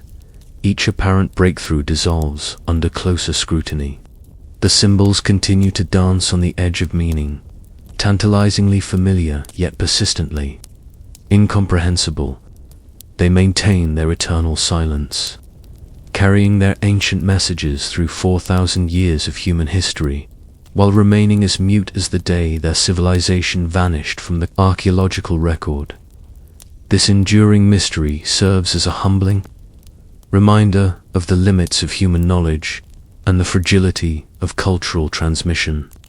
Here was a civilization that achieved remarkable things, urban planning that wouldn't be equaled for millennia, artistic achievements of lasting beauty, technological innovations that solved practical problems with elegant efficiency, yet the simple act of understanding their written language, something that any child in their society could presumably accomplish, remains beyond the reach of our most sophisticated analytical tools. The Indus Valley inscriptions thus occupy a unique place in the landscape of human mystery. They are not cosmic enigmas like the nature of dark matter or consciousness, nor are they practical problems awaiting technological solutions. Instead, they represent a peculiarly human form of unknowing the silence that falls when languages die, and the bridges between symbol and meaning collapse. They remind us that for all our technological prowess and analytical sophistication, we remain fundamentally dependent on the continuity of cultural transmission, on the unbroken chain of understanding that connects each generation to those that came before. As we contemplate these ancient symbols, we might reflect on the messages we ourselves leave for the future. What would archaeologists 4,000 years from now make of our own written records? Would our tweets and text messages, our emails and documents, prove any more comprehensible to future scholars than the Indus seals are to us? The question is not merely academic, it touches on fundamental issues of how meaning is created, preserved, and transmitted across the generations. The silence of the Indus script is not empty silence. It is pregnant with meaning that we cannot access, heavy with thoughts and feelings and human experiences that remain forever beyond our reach. In this sense, the undeciphered inscriptions serve as monuments not only to a lost civilization, but to the mystery of human consciousness itself, the profound fact that behind every symbol lies a mind, behind every message lies a person, behind every ancient seal lies someone who lived and thought and felt in ways we can only imagine. The geometric streets of Rapa continue their patient wait beneath the Pakistani sun, their ancient bricks holding their architectural secrets with the same stubborn silence as the inscribed seals hold their linguistic ones. Somewhere in the pattern of those symbols lies the key to understanding not just a writing system, but an entire way of seeing and organizing the world. The Indus Valley people looked at reality and decided to represent it in these particular combinations of lines and curves. These specific arrangements of geometric and naturalistic elements, their script represents their answer to one of humanity's greatest challenges: how to capture the fluid complexity of spoken language in permanent, visible form. The solution they developed was clearly effective. It served their civilization for centuries and enabled them to maintain communication networks across vast distances. Yet their specific approach to this universal problem remains as mysterious, as if they had solved it using methods that transcend our understanding of how writing systems can work. This mystery carries us forward into the next chapter of our journey through humanity's undeciphered scripts. where we will encounter other civilizations that faced similar challenges and developed their own unique solutions to the problem of preserving human communication across time and space.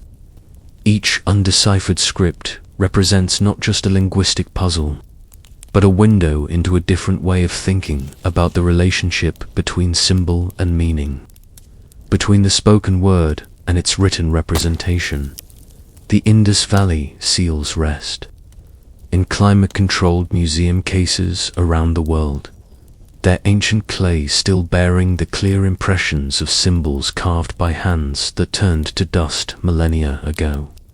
They wait with infinite patience for the breakthrough that might finally unlock their meaning, for the scholar or computer program that might find the key to their ancient code. Until that day comes, they remain what they have been for 4,000 years, messages without recipients, letters without readers, voices calling across an abyss of time that we have not yet learned how to bridge. Far from the river valleys of South Asia, in the vast emptiness of the Pacific Ocean, another script waits in wooden silence. On Rapa Nui, the island known to the wider world as Easter Island, carved wooden tablets hold mysteries that bridge the gap between ancient civilization and the colonial encounter. The Rongorongo script, etched into precious wood by unknown hands, represents one of the very few independent inventions of writing in human history, and one of the most recently lost to living memory. The story of Rongorongo is inseparable from the broader tragedy of Rapa Nui itself, a tale of environmental collapse, population decline, and cultural destruction that mirrors in microcosm the fate of indigenous peoples across the Pacific. When European explorers first reached the island in 1722, they found a society in crisis. The descendants of the great stone carvers who had created the iconic Moai statues, living in caves and struggling to survive on a deforested landscape. By the time scholars began to take serious interest in the Rongorongo tablets in the late 19th century, the last fluent readers of the script had already been dead for decades.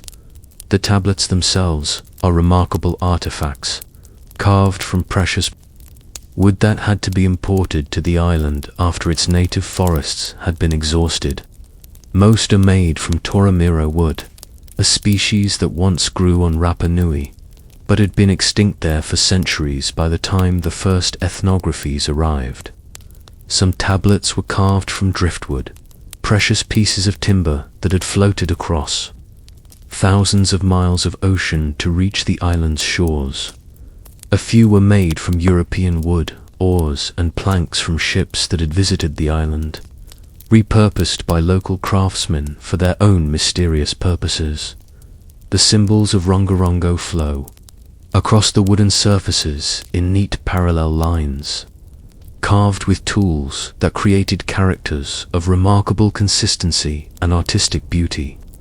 Unlike many ancient scripts, Rongorongo reads in booster-feeding style, alternating lines read in opposite directions, with the tablet being rotated 180 degrees at the end of each line.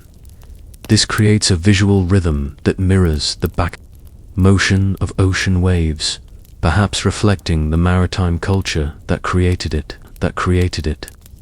The symbols themselves are a unique blend of naturalistic representation and geometric abstraction.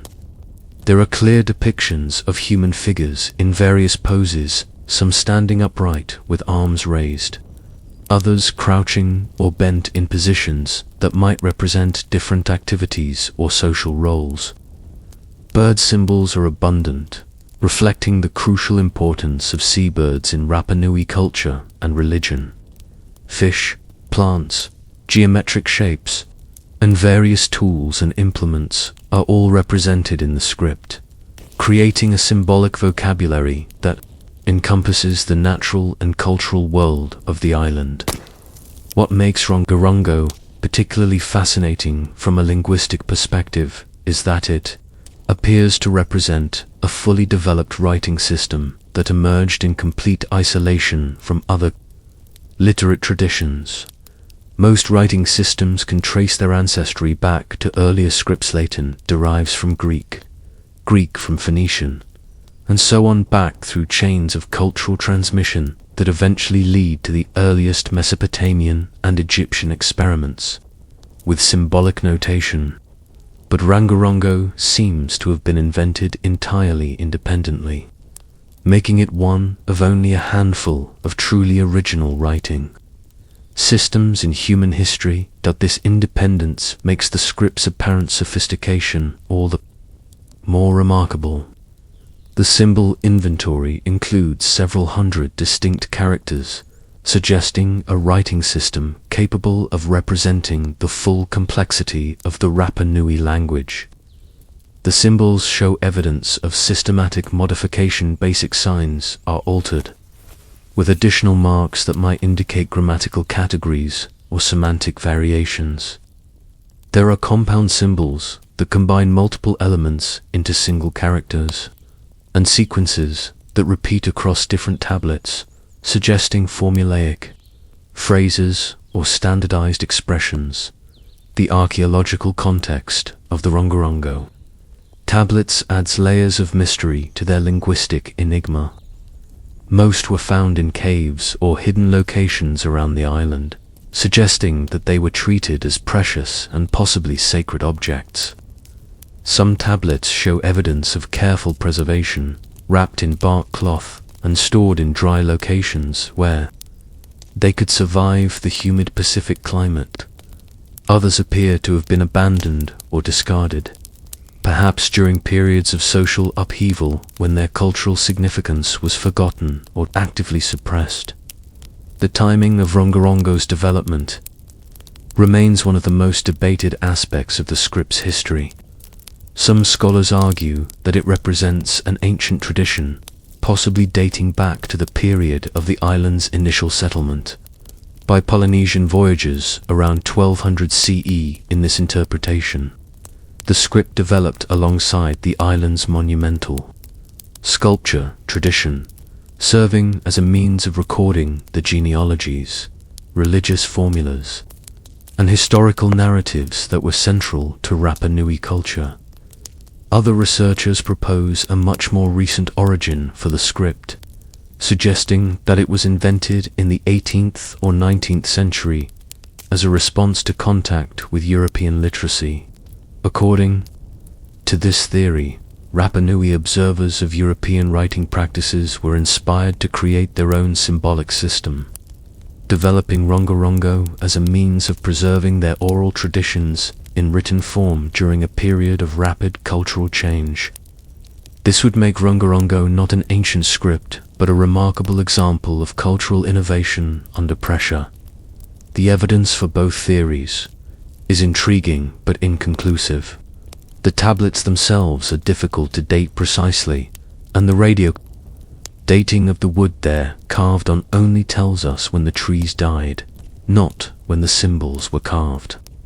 Some tablets appear to have been inscribed over multiple periods, with layers of symbols that might represent different scribal traditions or evolving uses of the writing system. The stylistic consistency of the script across different tablets suggests either a standardized training tradition or a relatively short period of active use. The cultural functions of Rongorongo remain as mysterious as its origins. European visitors to the island in the 19th century reported seeing tablets being used in ceremonial contexts, with chanters reciting long narratives while holding the wooden boards. These performances suggested that the tablets served as memory aids or ritual scripts rather than as documents to be read silently. The symbols might have functioned more like musical notation, providing cues for the performance of oral traditions rather than recording the complete text of those traditions. This performative aspect of Rongorongo use is supported by ethnographic accounts of how the last known readers of the script interacted with the tablets. Rather than reading the symbols word for word, they seem to have used them as prompts for reciting much longer oral compositions. A single line of symbols might serve as the trigger for an entire stanza of chanted narrative, with the written text functioning as a skeleton around which the full oral performance was constructed. The destruction of Rongorongo literacy was swift and devastating. The island's population, which may have numbered as many as 15,000 at its peak, collapsed to fewer than 2,000 by the mid-19th century due to environmental degradation, warfare, and disease. The final blow came in the 1860s, when Peruvian slave raiders kidnapped nearly 1,500 of the island's inhabitants, including most of the political and religious leaders who would have been the primary guardians of traditional knowledge. Those few who eventually returned brought smallpox with them, further decimating the already fragile population by the 1870s, when the first serious attempts were made to document the Rongorongo script. Only a handful of elderly islanders claimed any knowledge of how to read the tablets. Even these individuals seemed to possess only fragmentary understanding, able to identify some symbols or recite portions of traditional chants associated with particular tablets, but lacking the comprehensive literacy that would have been necessary to read the script fluently.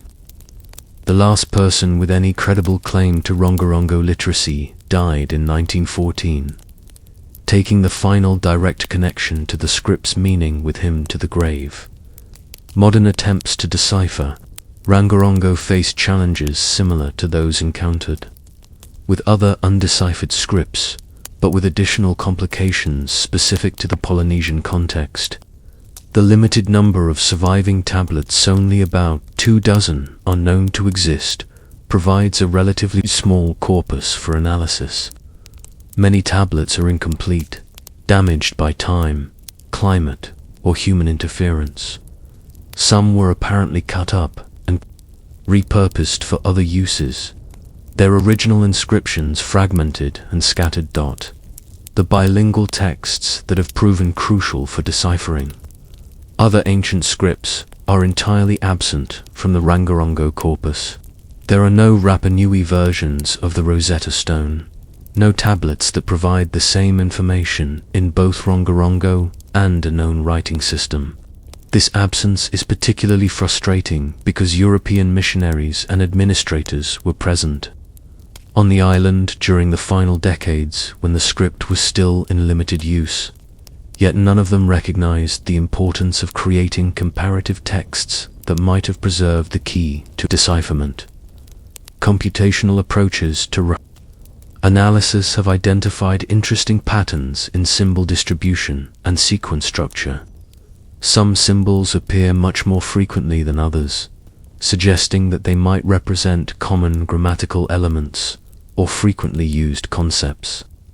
Certain symbol sequences are repeated across multiple tablets, possibly indicating standardized phrases, proper names, or ritual formulas. The directionality of symbols within the boustrophedon text shows consistent patterns that might reflect grammatical or semantic relationships. One of the most promising avenues of research has focused on the relationship between Rongorongo symbols and the known elements of Rapa Nui culture and environment. Symbols that clearly represent birds might correspond to the names of specific seabird species that were important in the island's ecology and religious practices. Human figures in different poses might represent different social roles, ritual activities, or mythological characters. Plant symbols could refer to the limited flora of the island or to culturally significant species in traditional narratives.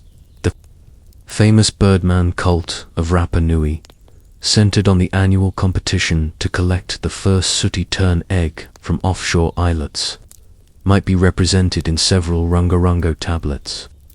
Some researchers have identified symbol sequences that could represent the ritual calendar associated with this ceremony, or the names and achievements of successful competitors, The annual cycle of this competition, with its complex mythology and social significance, would have been exactly the kind of information that a script like Rongorongo might have been designed to preserve. The astronomical knowledge of the Rapa Nui people might also be encoded in the tablets. Polynesian navigators were renowned for their sophisticated understanding of stars, ocean currents, and seasonal patterns, knowledge that would have been crucial for the original settlement of such a remote island. Some Rongorongo symbols might represent star names, constellation patterns, or calendar systems that helped the islanders track the passage of time and the optimal periods for various activities. The genealogical traditions that were central to Polynesian culture throughout the Pacific could be another major component of the Rongorongo corpus.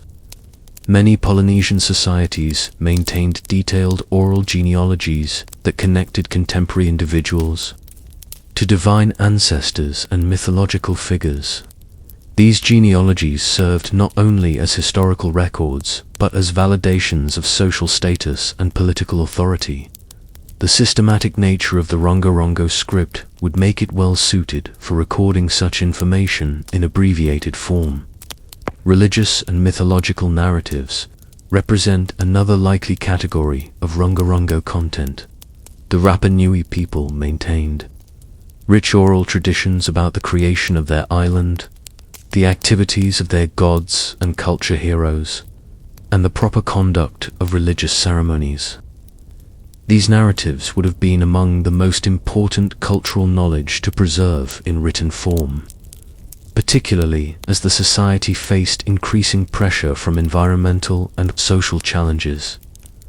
The tragic irony of Rongorongo is that it represents one of humanity's most recent losses of literacy, while other undeciphered scripts were lost in the distant past. When the collapse of ancient civilizations took their written languages with them into oblivion, Rongorongo disappeared. Within living memory, there are still people alive today whose grandparents might have met the last readers of the script. This proximity to living memory makes the loss feel more immediate and poignant than the ancient mysteries of Linear A or the Indus Valley seals. The cultural implications of this loss extend beyond the linguistic puzzle itself. Rongorongo represents the culmination of Rapa Nui intellectual achievement, the written embodiment of a unique island culture that had adapted Polynesian traditions to one of the most isolated environments on Earth. The script encoded not just information but an entire way of seeing and organizing reality, a perspective that was shaped by the particular challenges and opportunities of life on a small island in the vast Pacific. The artistic quality of the Rongorongo symbols adds another dimension to their cultural significance. Each character was carved with care and precision, creating not just functional writing, but visual art of considerable beauty. The symbols flow across the wooden surfaces with a rhythm that suggests both meaning and aesthetic pleasure, demonstrating that the creators of the script understood writing as both practical tool and expressive medium. The loss of the ability to read these symbols means that we can appreciate their visual beauty but cannot access their semantic content. We can see the art but not understand the message. Modern efforts to preserve and study the Rongorongo tablets involve careful conservation work to prevent further deterioration of the wooden surfaces. The tablets are stored in climate-controlled environments, photographed with high-resolution digital equipment, and analyzed using non-invasive techniques that can reveal details of their carving without risking damage to the originals. These preservation efforts ensure that future researchers will have access to the complete corpus of surviving tablets, maintaining hope that new analytical methods might eventually unlock the script's secrets. The development of new computational tools for script analysis offers some cause for optimism about Rongorongo decipherment. Machine learning algorithms trained on the statistical patterns of known writing systems might be able to identify similar patterns in the Rongorongo corpus. Neural networks that can recognize visual symbols and map them to linguistic structures might find connections that have escaped human analysts. Digital databases that allow complex searches across the entire corpus might reveal subtle patterns that are invisible when examining individual tablets in isolation. However, the fundamental challenges of Rongorongo decipherment remain formidable. The limited size of the corpus, the absence of bilingual texts, the lack of living linguistic tradition, and the uncertainty about the script's cultural context all combine to create barriers that may prove insurmountable. Even if computational methods can identify patterns in the symbol sequences, translating those patterns into meaningful linguistic content will require insights into the Rapa, Nui language and culture that may no longer be recoverable. The story of Rongorongo thus serves as both a tantalizing mystery and a cautionary tale. It demonstrates the remarkable human capacity for linguistic innovation, showing how isolated communities can develop sophisticated writing systems entirely through their own intellectual resources. At the same time, it illustrates the fragility of cultural transmission and the ease with which even recent innovations can be lost when traditional knowledge systems are disrupted by external pressures. The wooden tablets rest in museums around the world, their carved surfaces still clearly visible after centuries of existence. The symbols remain as crisp and well-defined as the day they were carved, their visual impact undiminished by the loss of their linguistic meaning. They serve as a reminder that human communication exists in multiple dimensions, that writing systems encode not just information but entire ways of understanding reality, and that the loss of the ability to read ancient scripts represents a form of amnesia that affects our species as a whole.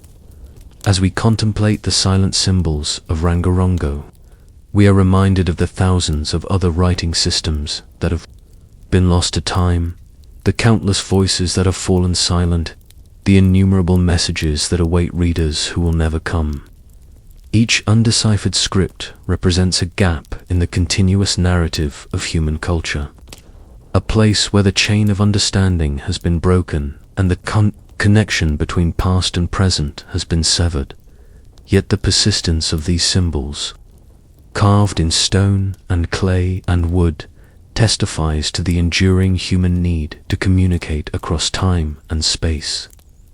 The unknown scribes who created the Rongorongo tablets, like their counterparts who inscribed Linear A tablets and Indus Valley seals, were driven by the conviction that their messages mattered, that their words deserved preservation, that their thoughts could bridge the gap between their present moment and an unknown future.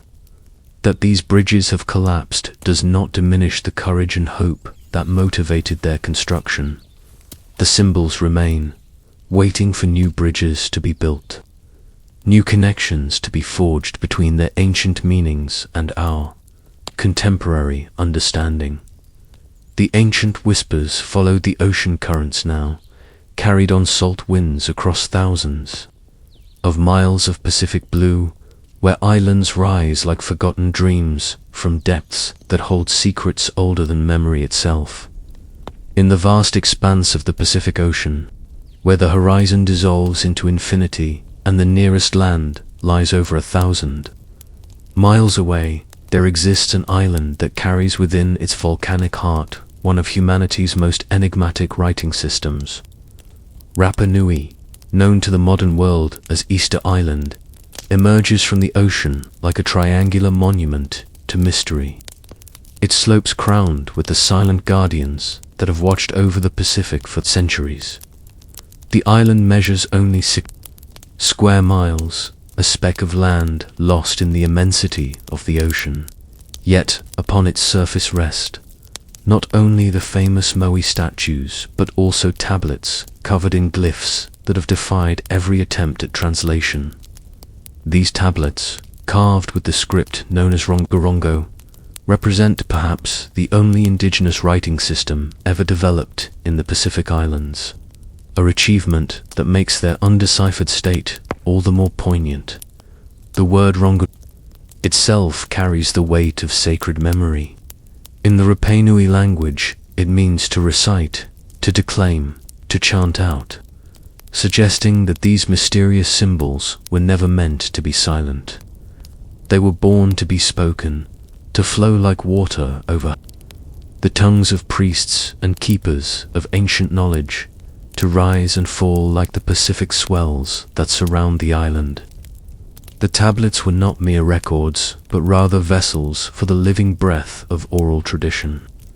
Carved lines that served as mnemonic aids for chants and stories that contained the soul of a people. The appearance of Rongorongo is unlike any other writing system on Earth. The glyphs march across the wooden tablets in neat rows, each symbol a miniature work of art. There are stylized humans with elongated limbs and expressive faces, their bodies captured in moments of dance or ritual gesture. Fish swim between the human figures, their forms simplified yet unmistakably alive, scales suggested by parallel lines, fins extended as if caught in the eternal motion of swimming through the wooden sea of the tablet's surface. Birds soar across. The inscriptions, their wings spread wide, beaks open as if singing songs that only the ancient carvers could hear. Geometric patterns weave between the figurative elements, creating rhythms that suggest the mathematical precision underlying the natural world. Some symbols appear to be plants or trees, their roots extending downward into the wood while their branches reach toward the edges of the tablets, as if growing beyond the confines of their carved boundaries. The tablets themselves are treasures of craftsmanship, carved from Toramiro wood, a species of tree that once grew abundantly on Easter Island but has long since vanished from its native soil. The wood was precious even in ancient times, each tree a gift from the island's limited resources, and the decision to carve sacred text into such valuable material speaks to the immense importance these inscriptions held for the Rapa Nui people. The carving technique reveals a deep understanding of the wood's properties. The scribes worked with tools made from volcanic glass and bone, creating clean lines that follow the grain of the wood rather than fighting against it. Each glyph is carved with a confidence that suggests long practice and established tradition. The depth of the cuts varies subtly, creating a play of light and shadow across the tablet's surface that makes the symbols seem to shimmer and move when viewed under changing light. What makes Rongorongo particularly mysterious is its method of reading. The script follows a system called boustrophedon, an ancient Greek term meaning as the ox plows. This describes the alternating direction of the text lines. The first line reads from left to right, the second from right to left, and so on, creating a back-and-forth pattern that mirrors the methodical progression of an ox pulling a plow across a field. But Rongorongo takes this concept one step further. Not only do the lines alternate direction, but every other line is also rotated 180 degrees, so that the reader must physically turn the tablet to read each line. This creates a reading experience unlike any other writing system, requiring the reader to engage with the text through physical movement, to dance with the tablet as they decode its meaning. It suggests that the act of reading was itself a form of ritual, a sacred choreography between human and wood, between voice and symbol. The content of these tablets remains locked away behind the barrier of their undeciphered script. But there, context provides tantalizing clues about their purpose and meaning. Most of the surviving tablets were kept by the island's most important religious and political figures. suggesting that Rongorongo was not a system for everyday communication, but rather a sacred script reserved for the preservation of the most crucial cultural knowledge. The tablets likely contained genealogies, tracing the lineages of important families back to the island's founding, creation myths explaining the origin of the world and the Rapa Nui people's place within it, astronomical observations recording the movements of stars and planets that guided navigation and agricultural cycles, and ritual instructions for ceremonies that connected the living community with their ancestors and gods. European contact with Easter Island began in 1722 when Dutch explorer Jacob Roggeveen first sighted the island on Easter Sunday, giving it the name by which it would become known to the outside world. But it was not until the 19th century that the outside world became aware of the island's unique writing system. By then, the traditional culture of Rapa Nui had already begun to crumble under the devastating impact of disease, slave raids, and cultural suppression. The story of Rongorongo's discovery by Western scholars is inseparable from the tragic history of Easter Island itself. In the 1860s, Peruvian slave raiders captured and transported over 1,500 Rapa Nui people to work in the guano mines of Peru. Among those taken were the island's most knowledgeable priests and scribes, the very people who possessed the ability to read and interpret the Rongorongo tablets. When a few survivors were eventually allowed to return to the island, they brought with them diseases that decimated what remained of the population. By the time the French missionary Eugene Ayrault arrived on Easter Island in 1864, the island's population had fallen to just a few hundred souls, and the knowledge of how to read Rongorongo had effectively died with the captured and deceased scribes. Ayrault was the first European to describe the tablets, writing in a letter that he found in the islanders' houses, tablets or staves, covered with several sorts of hieroglyphic characters, which the surviving islanders could no longer read, but still regarded with superstitious reverence. The realization that an entire writing system had been lost almost within living memory sparked intense interest among scholars and collectors. Tablets were gathered from the island and distributed to museums and private collections around the world.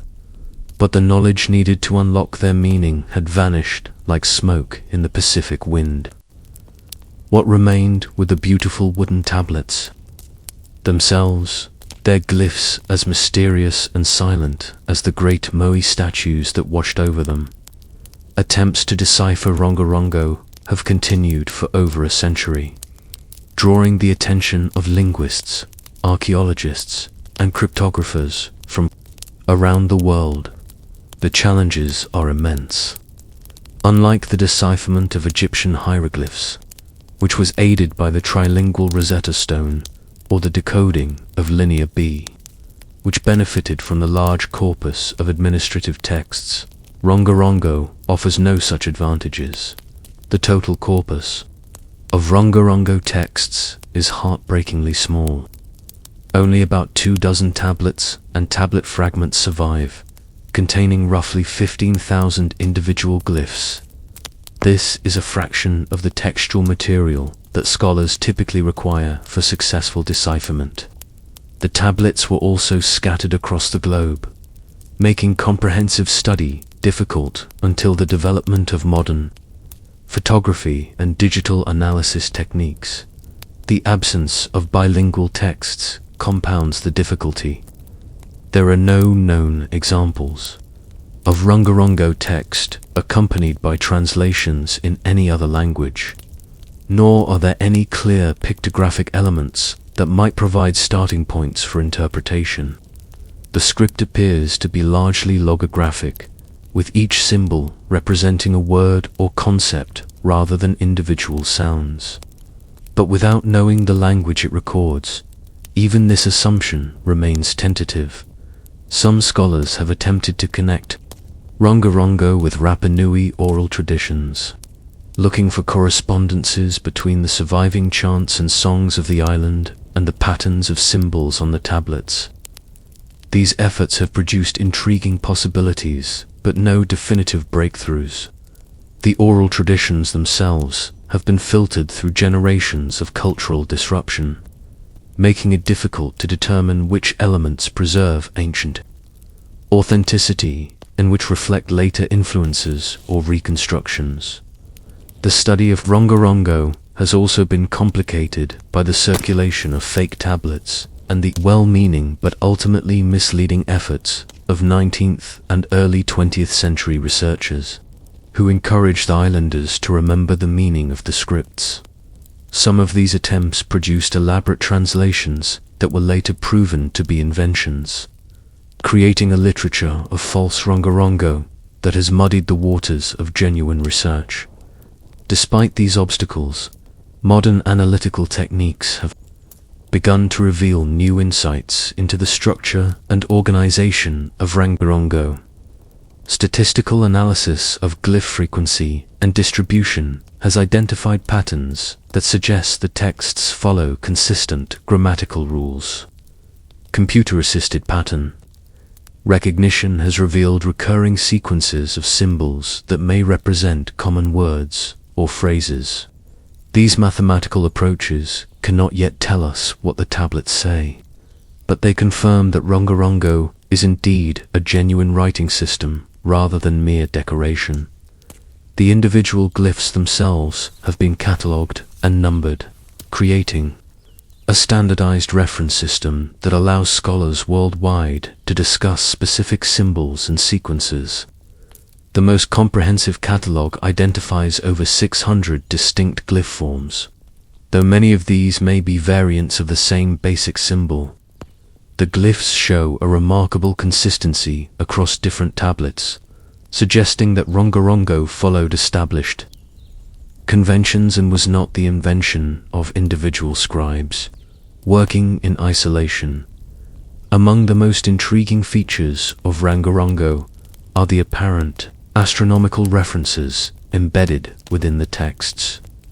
Some scholars have identified glyph sequences that appear to correspond to lunar months, solar cycles, and the movements of Venus, which played an important role in Polynesian navigation and cosmology. If these interpretations are correct, the tablets may contain sophisticated astronomical calendars that guided agricultural and ritual activities on the island. The religious and ceremonial context of Rongorongo becomes clearer when we consider the broader spiritual landscape of Easter Island. The island's culture was deeply connected to ancestor worship and the belief that the living could communicate with the dead through proper ritual observance. The moai statues themselves were likely representations of deified ancestors, their backs turned to the sea to watch over and protect their descendants. In this context, the Rongorongo tablets may have served as sacred texts that preserved the knowledge necessary to maintain proper relationships with the spiritual world. They could have contained the precise words needed for rituals, the genealogies that connected living chiefs to divine ancestors, or the mythological accounts that explained the origin and purpose of the island's sacred sites. The tablets were typically kept in special houses or caves, wrapped in bark cloth and treated with the reverence due to sacred objects. They were brought out only for important ceremonies, when specially trained priests would chant their contents while holding the tablets and tracing the glyphs with their fingers. This tactile connection between reader and text suggests that the tablets were not merely records, but active participants in the ritual process, their physical presence necessary for the proper performance of sacred duties. The loss of reading ability marked not just the disappearance of a writing system, but the severing of a crucial link between the Rapa Nui people and their ancestral knowledge. The tablets became silent witnesses to a cultural catastrophe, their wooden surfaces, holding knowledge that could no longer be accessed even by those who revered them most deeply. This silence carries its own profound meaning. The Rongorongo tablets stand as monuments to the fragility of human knowledge and the devastating consequences of cultural disruption. They remind us that literacy is not just a technical skill, but a living connection between people and their accumulated wisdom, a connection that can be broken by historical forces beyond any individual's control. Yet even in their silence, the tablets continue to speak to us about the remarkable creativity and sophistication of Pacific Island cultures. The very existence of Rongorongo challenges assumptions about the development of writing systems and the intellectual capabilities of small, isolated societies. It demonstrates that the human drive to record and preserve knowledge transcends geographical boundaries and population sizes. The beauty of the tablets themselves also speaks across the centuries. The elegant glyphs carved into precious wood represent not just information storage, but artistic expression of the highest order. Each tablet is simultaneously a document and a work of art, its practical function inseparable from its aesthetic achievement. The scribes who created these tablets were not mere record keepers, but artists and philosophers, encoding their worldview into forms that continue to captivate viewers, long after their original meaning has been lost. Modern efforts to preserve and study Rongorongo have taken on new urgency as digital technologies open new possibilities for analysis. High-resolution photography and 3D scanning have created permanent records of the tablets that can be studied without risk to the original artifacts. Machine learning algorithms are being applied to pattern recognition problems that might reveal structural elements invisible to human observation. International collaboration has become easier, allowing researchers to share findings and coordinate efforts across continents. The broader context of Pacific Ocean cultures provides additional perspectives on Rongorongo and its significance. The Polynesian world was one of remarkable cultural and technological achievement, with navigators who could cross thousands of miles of open ocean using only the stars, wave patterns, and wind directions as guides. The societies that developed these extraordinary wayfinding skills were clearly capable of creating sophisticated systems for recording and transmitting knowledge. Other Pacific cultures developed their own methods of information storage, though none apparently achieved the level of systematization represented by Rongorongo. The Marshall Islands used stick charts to record wave patterns and navigation routes. Various societies created complex oral traditions that preserved historical, genealogical, and mythological information across generations. But Rongorongo represents something unique, a true writing system developed in isolation from the major literate civilizations of the world. The isolation of Easter Island makes the development of Rongorongo all the more remarkable. Separated from the nearest populated land by over 1,000 miles of ocean, the island's inhabitants created their writing system without outside influence or example. This independent invention of literacy places them among the very few cultures in human history to achieve this milestone, joining the ranks of ancient Mesopotamia, China, and Mesoamerica in demonstrating the fundamental human need to record and preserve important knowledge. As we contemplate the Rongorongo tablets in their current state, beautiful, mysterious, and silent, we are confronted with one of the most poignant examples of lost knowledge in human history. These wooden surfaces once vibrated with meaning, their glyphs guiding voices in the recitation of sacred chants that connected the Rapa Nui people to their gods, their ancestors, and their understanding of their place in the cosmos. The silence of the tablets is not just an absence, but a presence in itself, a tangible reminder of what has been lost. Each glyph is a closed door, each line of text a pathway that leads nowhere we can follow. Yet this very inaccessibility gives the tablets a power that transcends their original function. They have become symbols of mystery itself, representations of the vast unknowns that surround human existence. The continuing efforts to decipher Rongorongo represent more than academic curiosity. They embody the human refusal to accept that knowledge can be permanently lost, the belief that patient effort and ingenuity can unlock even the most stubborn mysteries. Every new analytical technique applied to the tablets, every fresh insight into their structure and context, represents a small victory against the entropy that consumes human knowledge. Whether Rongorongo will ever be fully deciphered remains uncertain. The challenges are formidable, and the available evidence may simply be insufficient for complete understanding. But the attempt itself has value beyond its ultimate success or failure.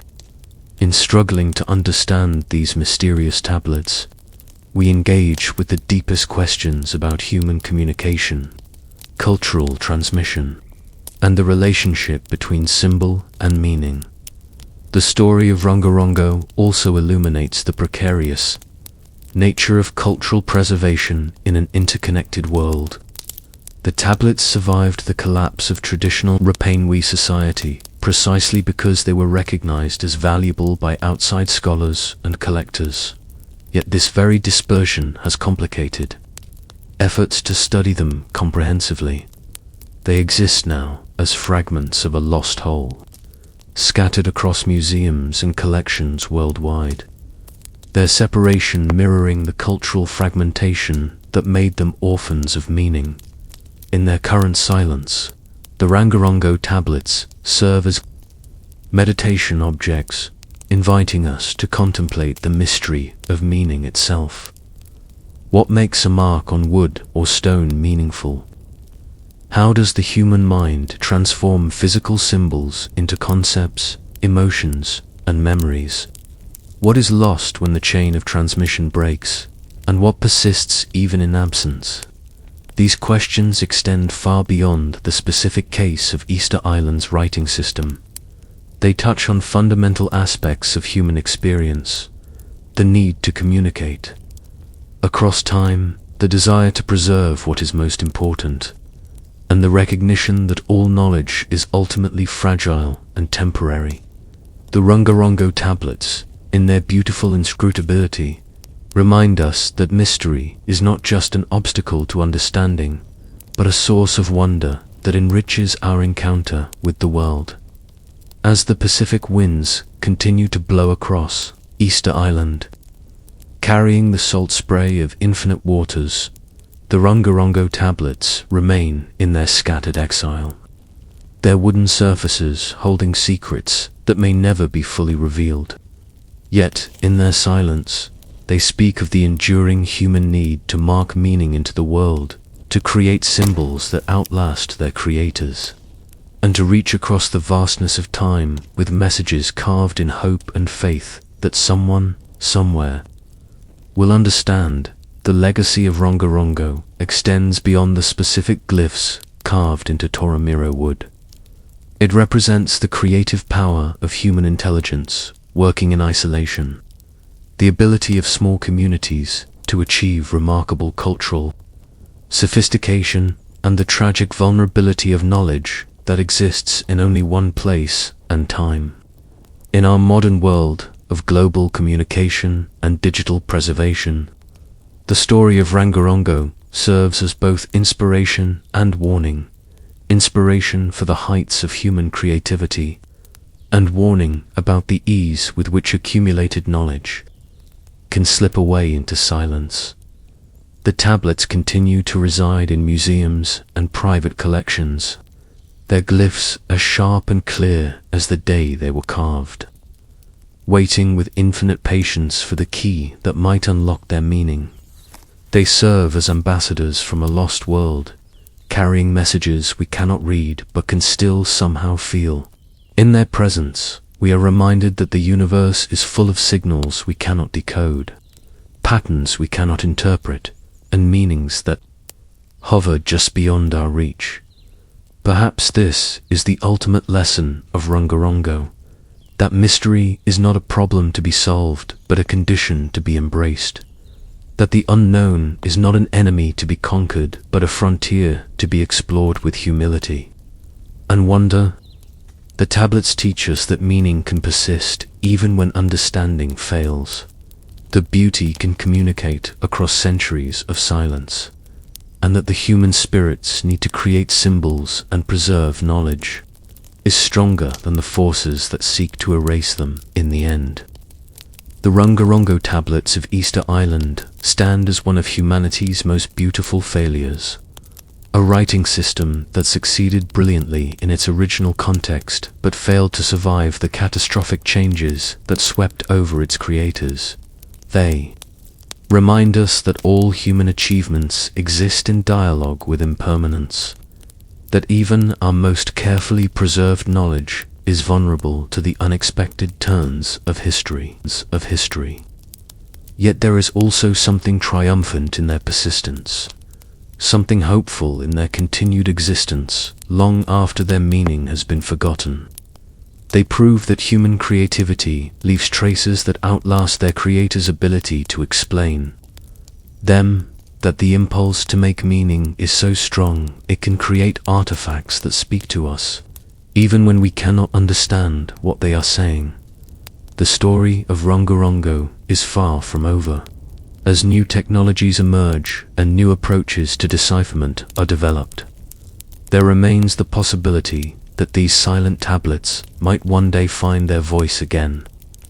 Whether that happens or not, they will continue to serve as powerful reminders of the complexity and fragility of human culture, the beauty of undeciphered mysteries, and the eternal human need to reach across time with messages carved in hope.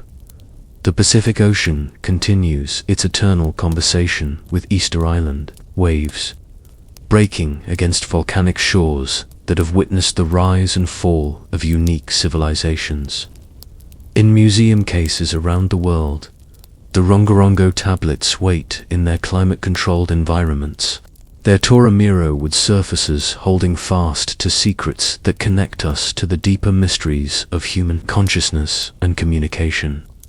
They are survivors of multiple catastrophes, witnesses to the profound creativity of isolated human communities, and guardians of knowledge that may yet speak to future generations, willing to listen to their ancient whispers of meaning. And in their silence, perhaps they teach us the most important lesson of all, that not all communication requires understanding, that not all meaning needs to be decoded, and that sometimes the most profound messages are those that remind us of how much we do not know about the extraordinary species to which we belong, and the remarkable lengths to which humans will go to ensure that their most precious thoughts survive the relentless passage of time. Yet perhaps the most haunting of all these silent voices comes not from stone tablets buried beneath desert sands or clay fragments pulled from ancient ruins, but from parchment pages that whisper their secrets in a language that exists nowhere else on Earth.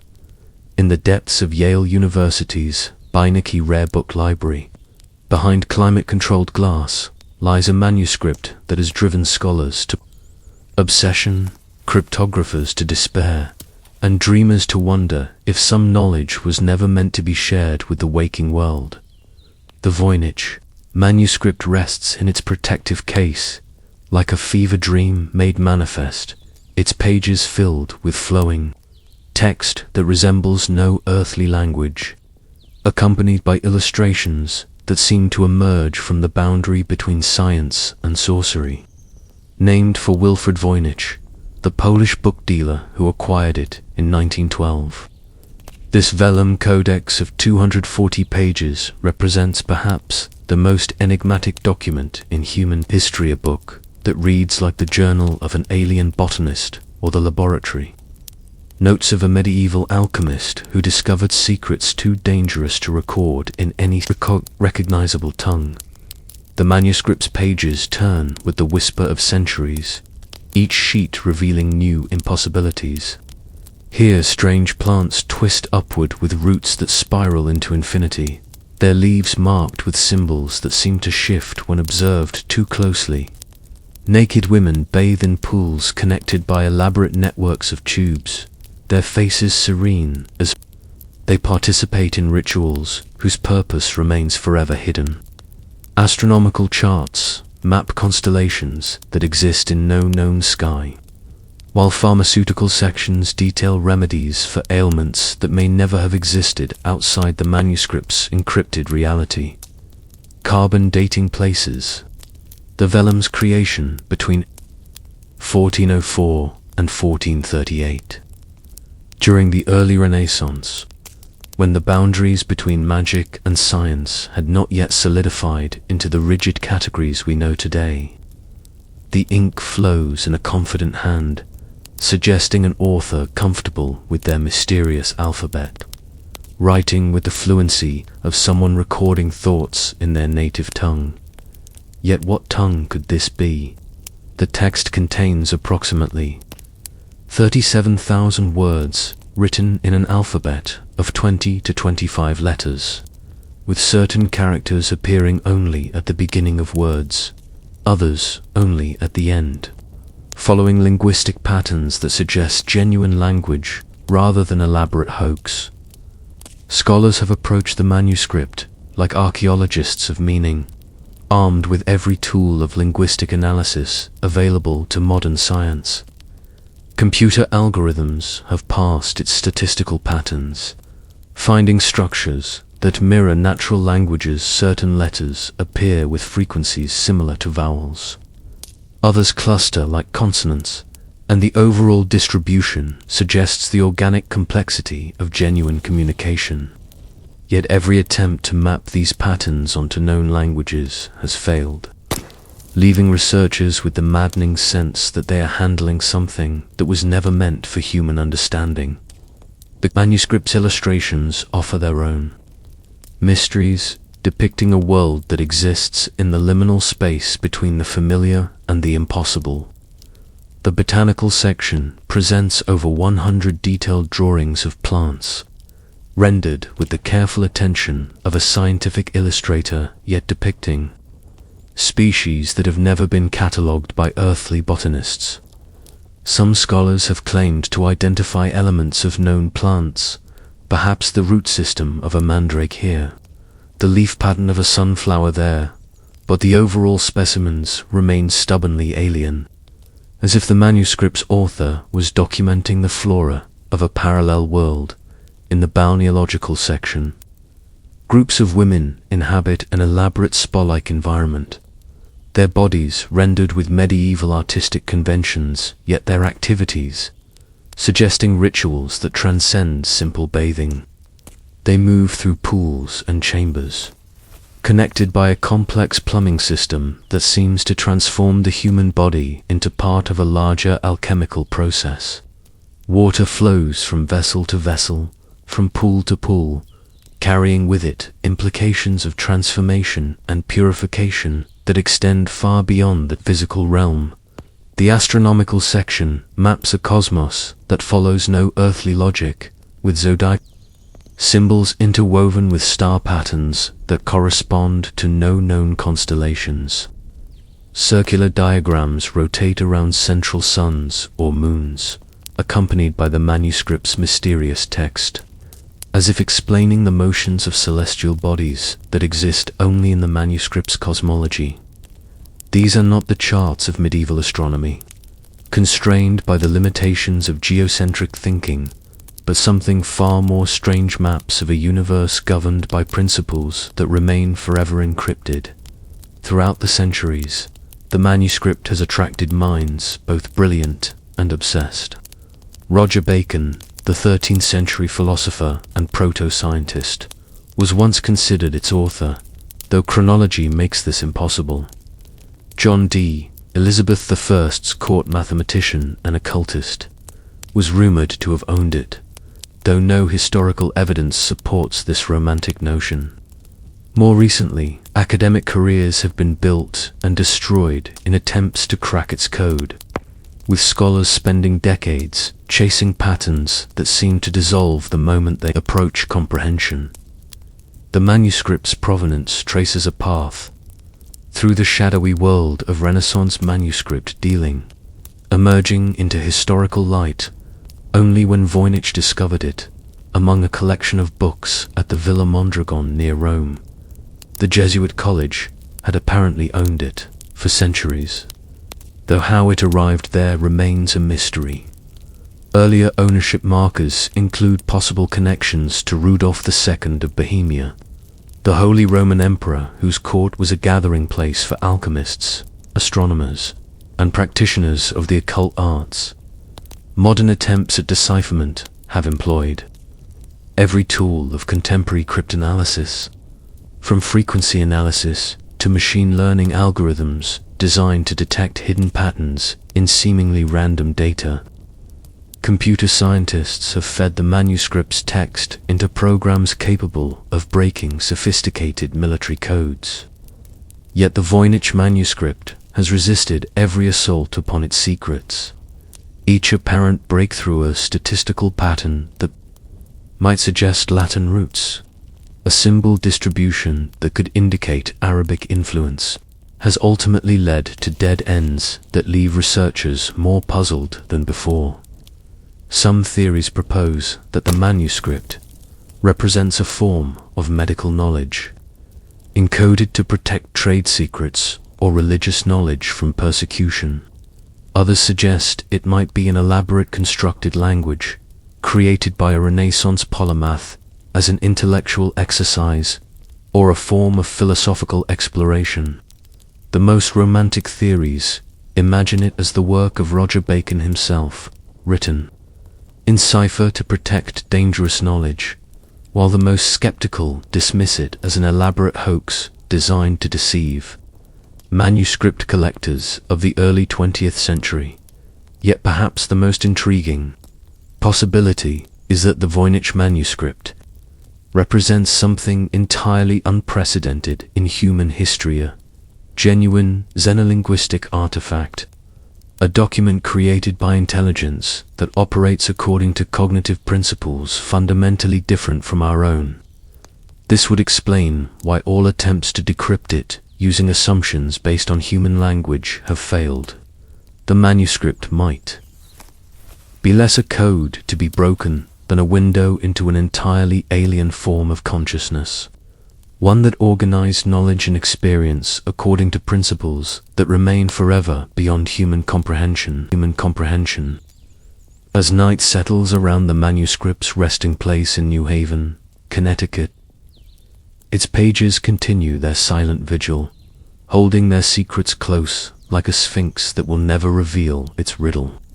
Graduate students, passing by its display case, might pause to wonder at the curved symbols that dance across its vellum surface, while security guards, walking midnight rounds, pass by one of the most profound mysteries in human history as if it was simply another ancient book among many. The manuscript's silence becomes more profound when considered alongside all the other undeciphered scripts we have encountered in our journey. The Rongorongo tablets, with their procession of mysterious figures. The Linear A tablets that once recorded the thoughts and dreams of Minoan scribes. The Indus Valley seals, with their cryptic combinations of symbols and animals. Together, these documents form a library of lost voices, a collection of human expression that has been rendered mute by the passage of time and the fragility of memory. Each of these scripts represents not just a system of writing, but an entire way of understanding and organizing the world. The scribes who created them saw reality through lenses we can no longer access, organizing their thoughts according to principles that have been lost to history. Their words might have described emotions we no longer feel, concepts we no longer recognize, relationships between humanity and the natural world that have been severed by millennia of cultural evolution. The Stosus disc continues to rotate in its museum case in Heraklion, its spiral of symbols following a path from the outside edge to the center, like a maze that leads not to a physical destination, but to a state of understanding that remains forever closed to us. Its symbols march in their mysterious procession: the striding man, the plumed head, the mysterious shield-like shapes, carrying meanings that once seemed as natural and obvious to their creators as alphabet letters seemed to contemporary readers. In Pakistan and northwestern India, the sites of the Indus Valley civilization continue to yield new artifacts bearing the script that once recorded the thoughts and transactions of perhaps the world's first urban planners. These seals and tablets emerge from the earth like messages in bottles, cast into the future by a civilization that achieved remarkable sophistication in city planning and social organization, yet failed to pass down the key to their written language. Their markets buzzed with the conversations of traders, their streets echoed with the voices of children, their temples resonated with prayers offered in languages that have left no trace in any contemporary tongue. On Easter Island, the wind continues to blow across the volcanic landscape where the last readers of Rongorongo once traced the symbols with trembling fingers, trying to preserve a dying tradition against the overwhelming tide of cultural disruption. The island's Moai statues stand as silent witnesses to the loss, their backs turned to the ocean as if refusing to acknowledge the outside world that brought such devastating change to their creators' way of life. These scripts share a common fate that extends beyond their individual mysteries. They represent the fragility of human memory and the ease with which entire ways of understanding the world can vanish without trace. Languages die not with dramatic finales, but with whispers. As the last fluent speaker closes their eyes for the final time, or the last scribe sets down their stylus, never imagining that they are ending a tradition that might have stretched back for thousands of years. Yet perhaps there is something beautiful in this incomprehension, something that speaks to the inexhaustible mystery of human consciousness and creativity. These undeciphered scripts remind us that our ancestors were not primitive versions of ourselves, but complex individuals who inhabited richly textured mental worlds that we can glimpse but never fully enter.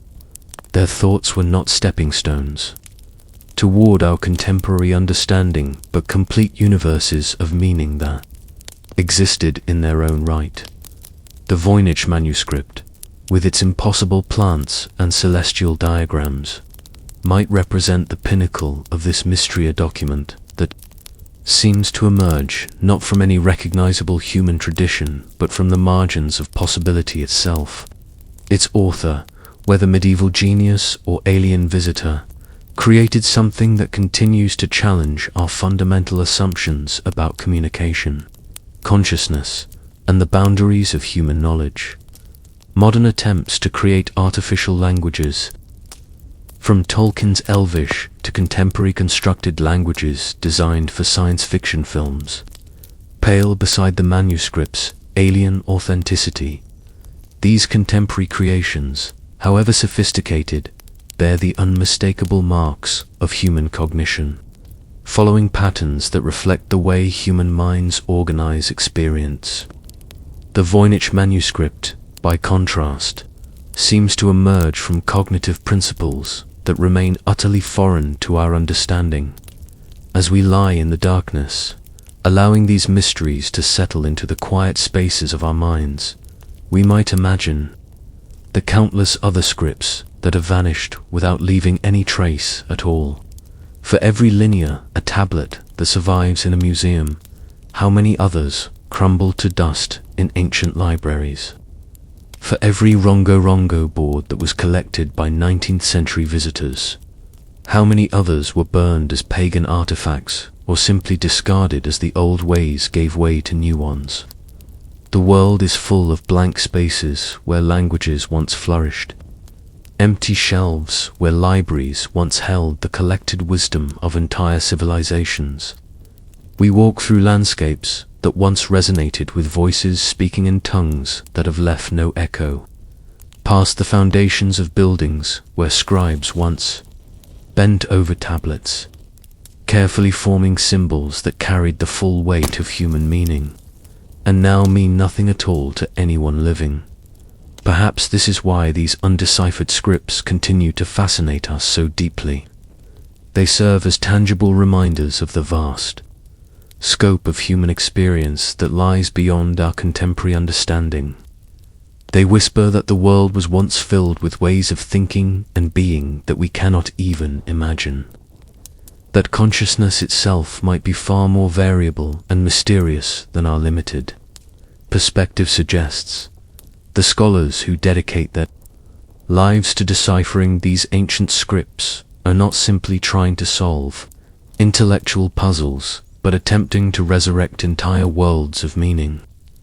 They work like archaeologists of consciousness, trying to excavate not just objects and structures, but ways of understanding reality that have been buried beneath millennia of cultural change.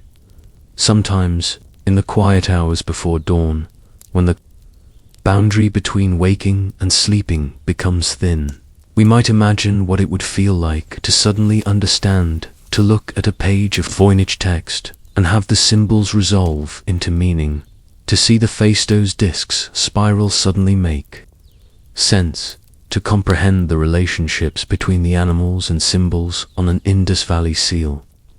The moment of understanding would be like stepping through a doorway into an entirely different universe, one where reality is organized according to principles we had never suspected.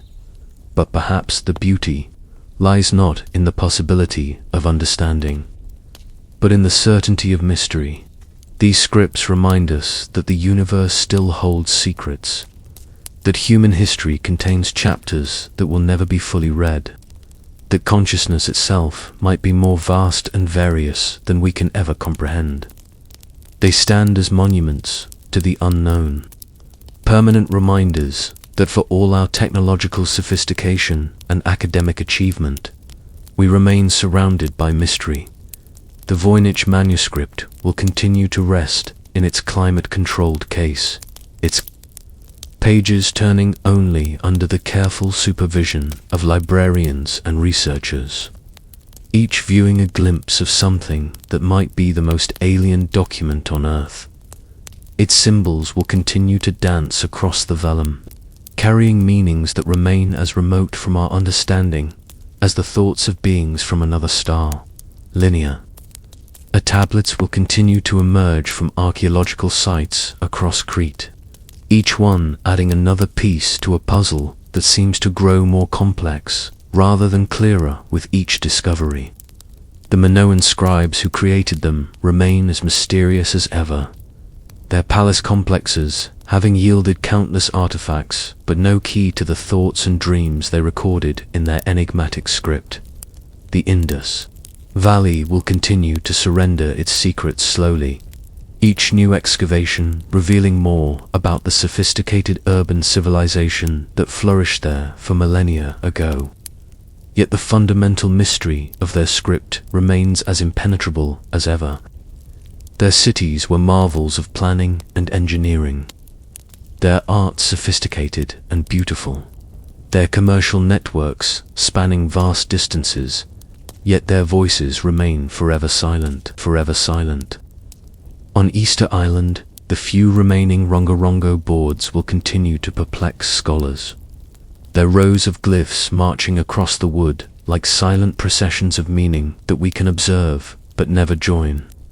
The island's cultural renaissance has brought new pride in traditional heritage, but the specific knowledge of how to read these ancient texts seems to have passed beyond recovery. And perhaps this is as it should be. Perhaps these undeciphered scripts serve a purpose that would be lost if they were ever decoded. They remind us that the human experience extends far beyond our contemporary understanding, that consciousness itself might be far more mysterious and variable than we imagine.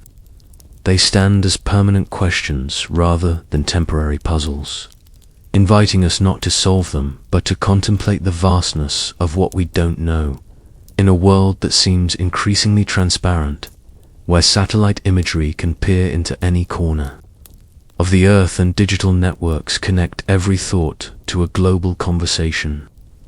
These ancient scripts preserve essential mystery. They remind us that opacity and incomprehension might be as valuable as understanding, that some forms of beauty depend on remaining forever beyond our grasp as sleep approaches and these mysteries settle into the quiet spaces of our minds. We can let ourselves drift into dreams where the symbols finally resolve into meaning. With the Voynich manuscripts, impossible plants bloom in gardens that exist only in the realm of sleep, where the voices of ancient scribes whisper secrets that can only be understood in the language of dreams. Tomorrow, scholars will return to their laboratories and libraries. Linguists will feed new data into their computer programs, and cryptographers will test fresh theories against the stubborn silence of these ancient texts. But tonight, in the space between waking and sleeping, we can simply rest in the presence of mystery itself, allowing these undeciphered scripts to work their quiet magic on our imagination. They ask nothing of us except wonder. They demand no solutions, only contemplation. They remind us that the world remains vast and strange and full of voices that speak in languages we will never understand, and that this incomprehension might be one of the most beautiful aspects of the human condition. In the end, perhaps these mysterious inscriptions that no one can read serve their highest purpose not when they are finally deciphered, but in the eternal moment of their resistance to understanding. They preserve a space for mystery in an increasingly demystified world, holding open the possibility that consciousness itself might be far stranger and more wonderful than we have ever dared to imagine.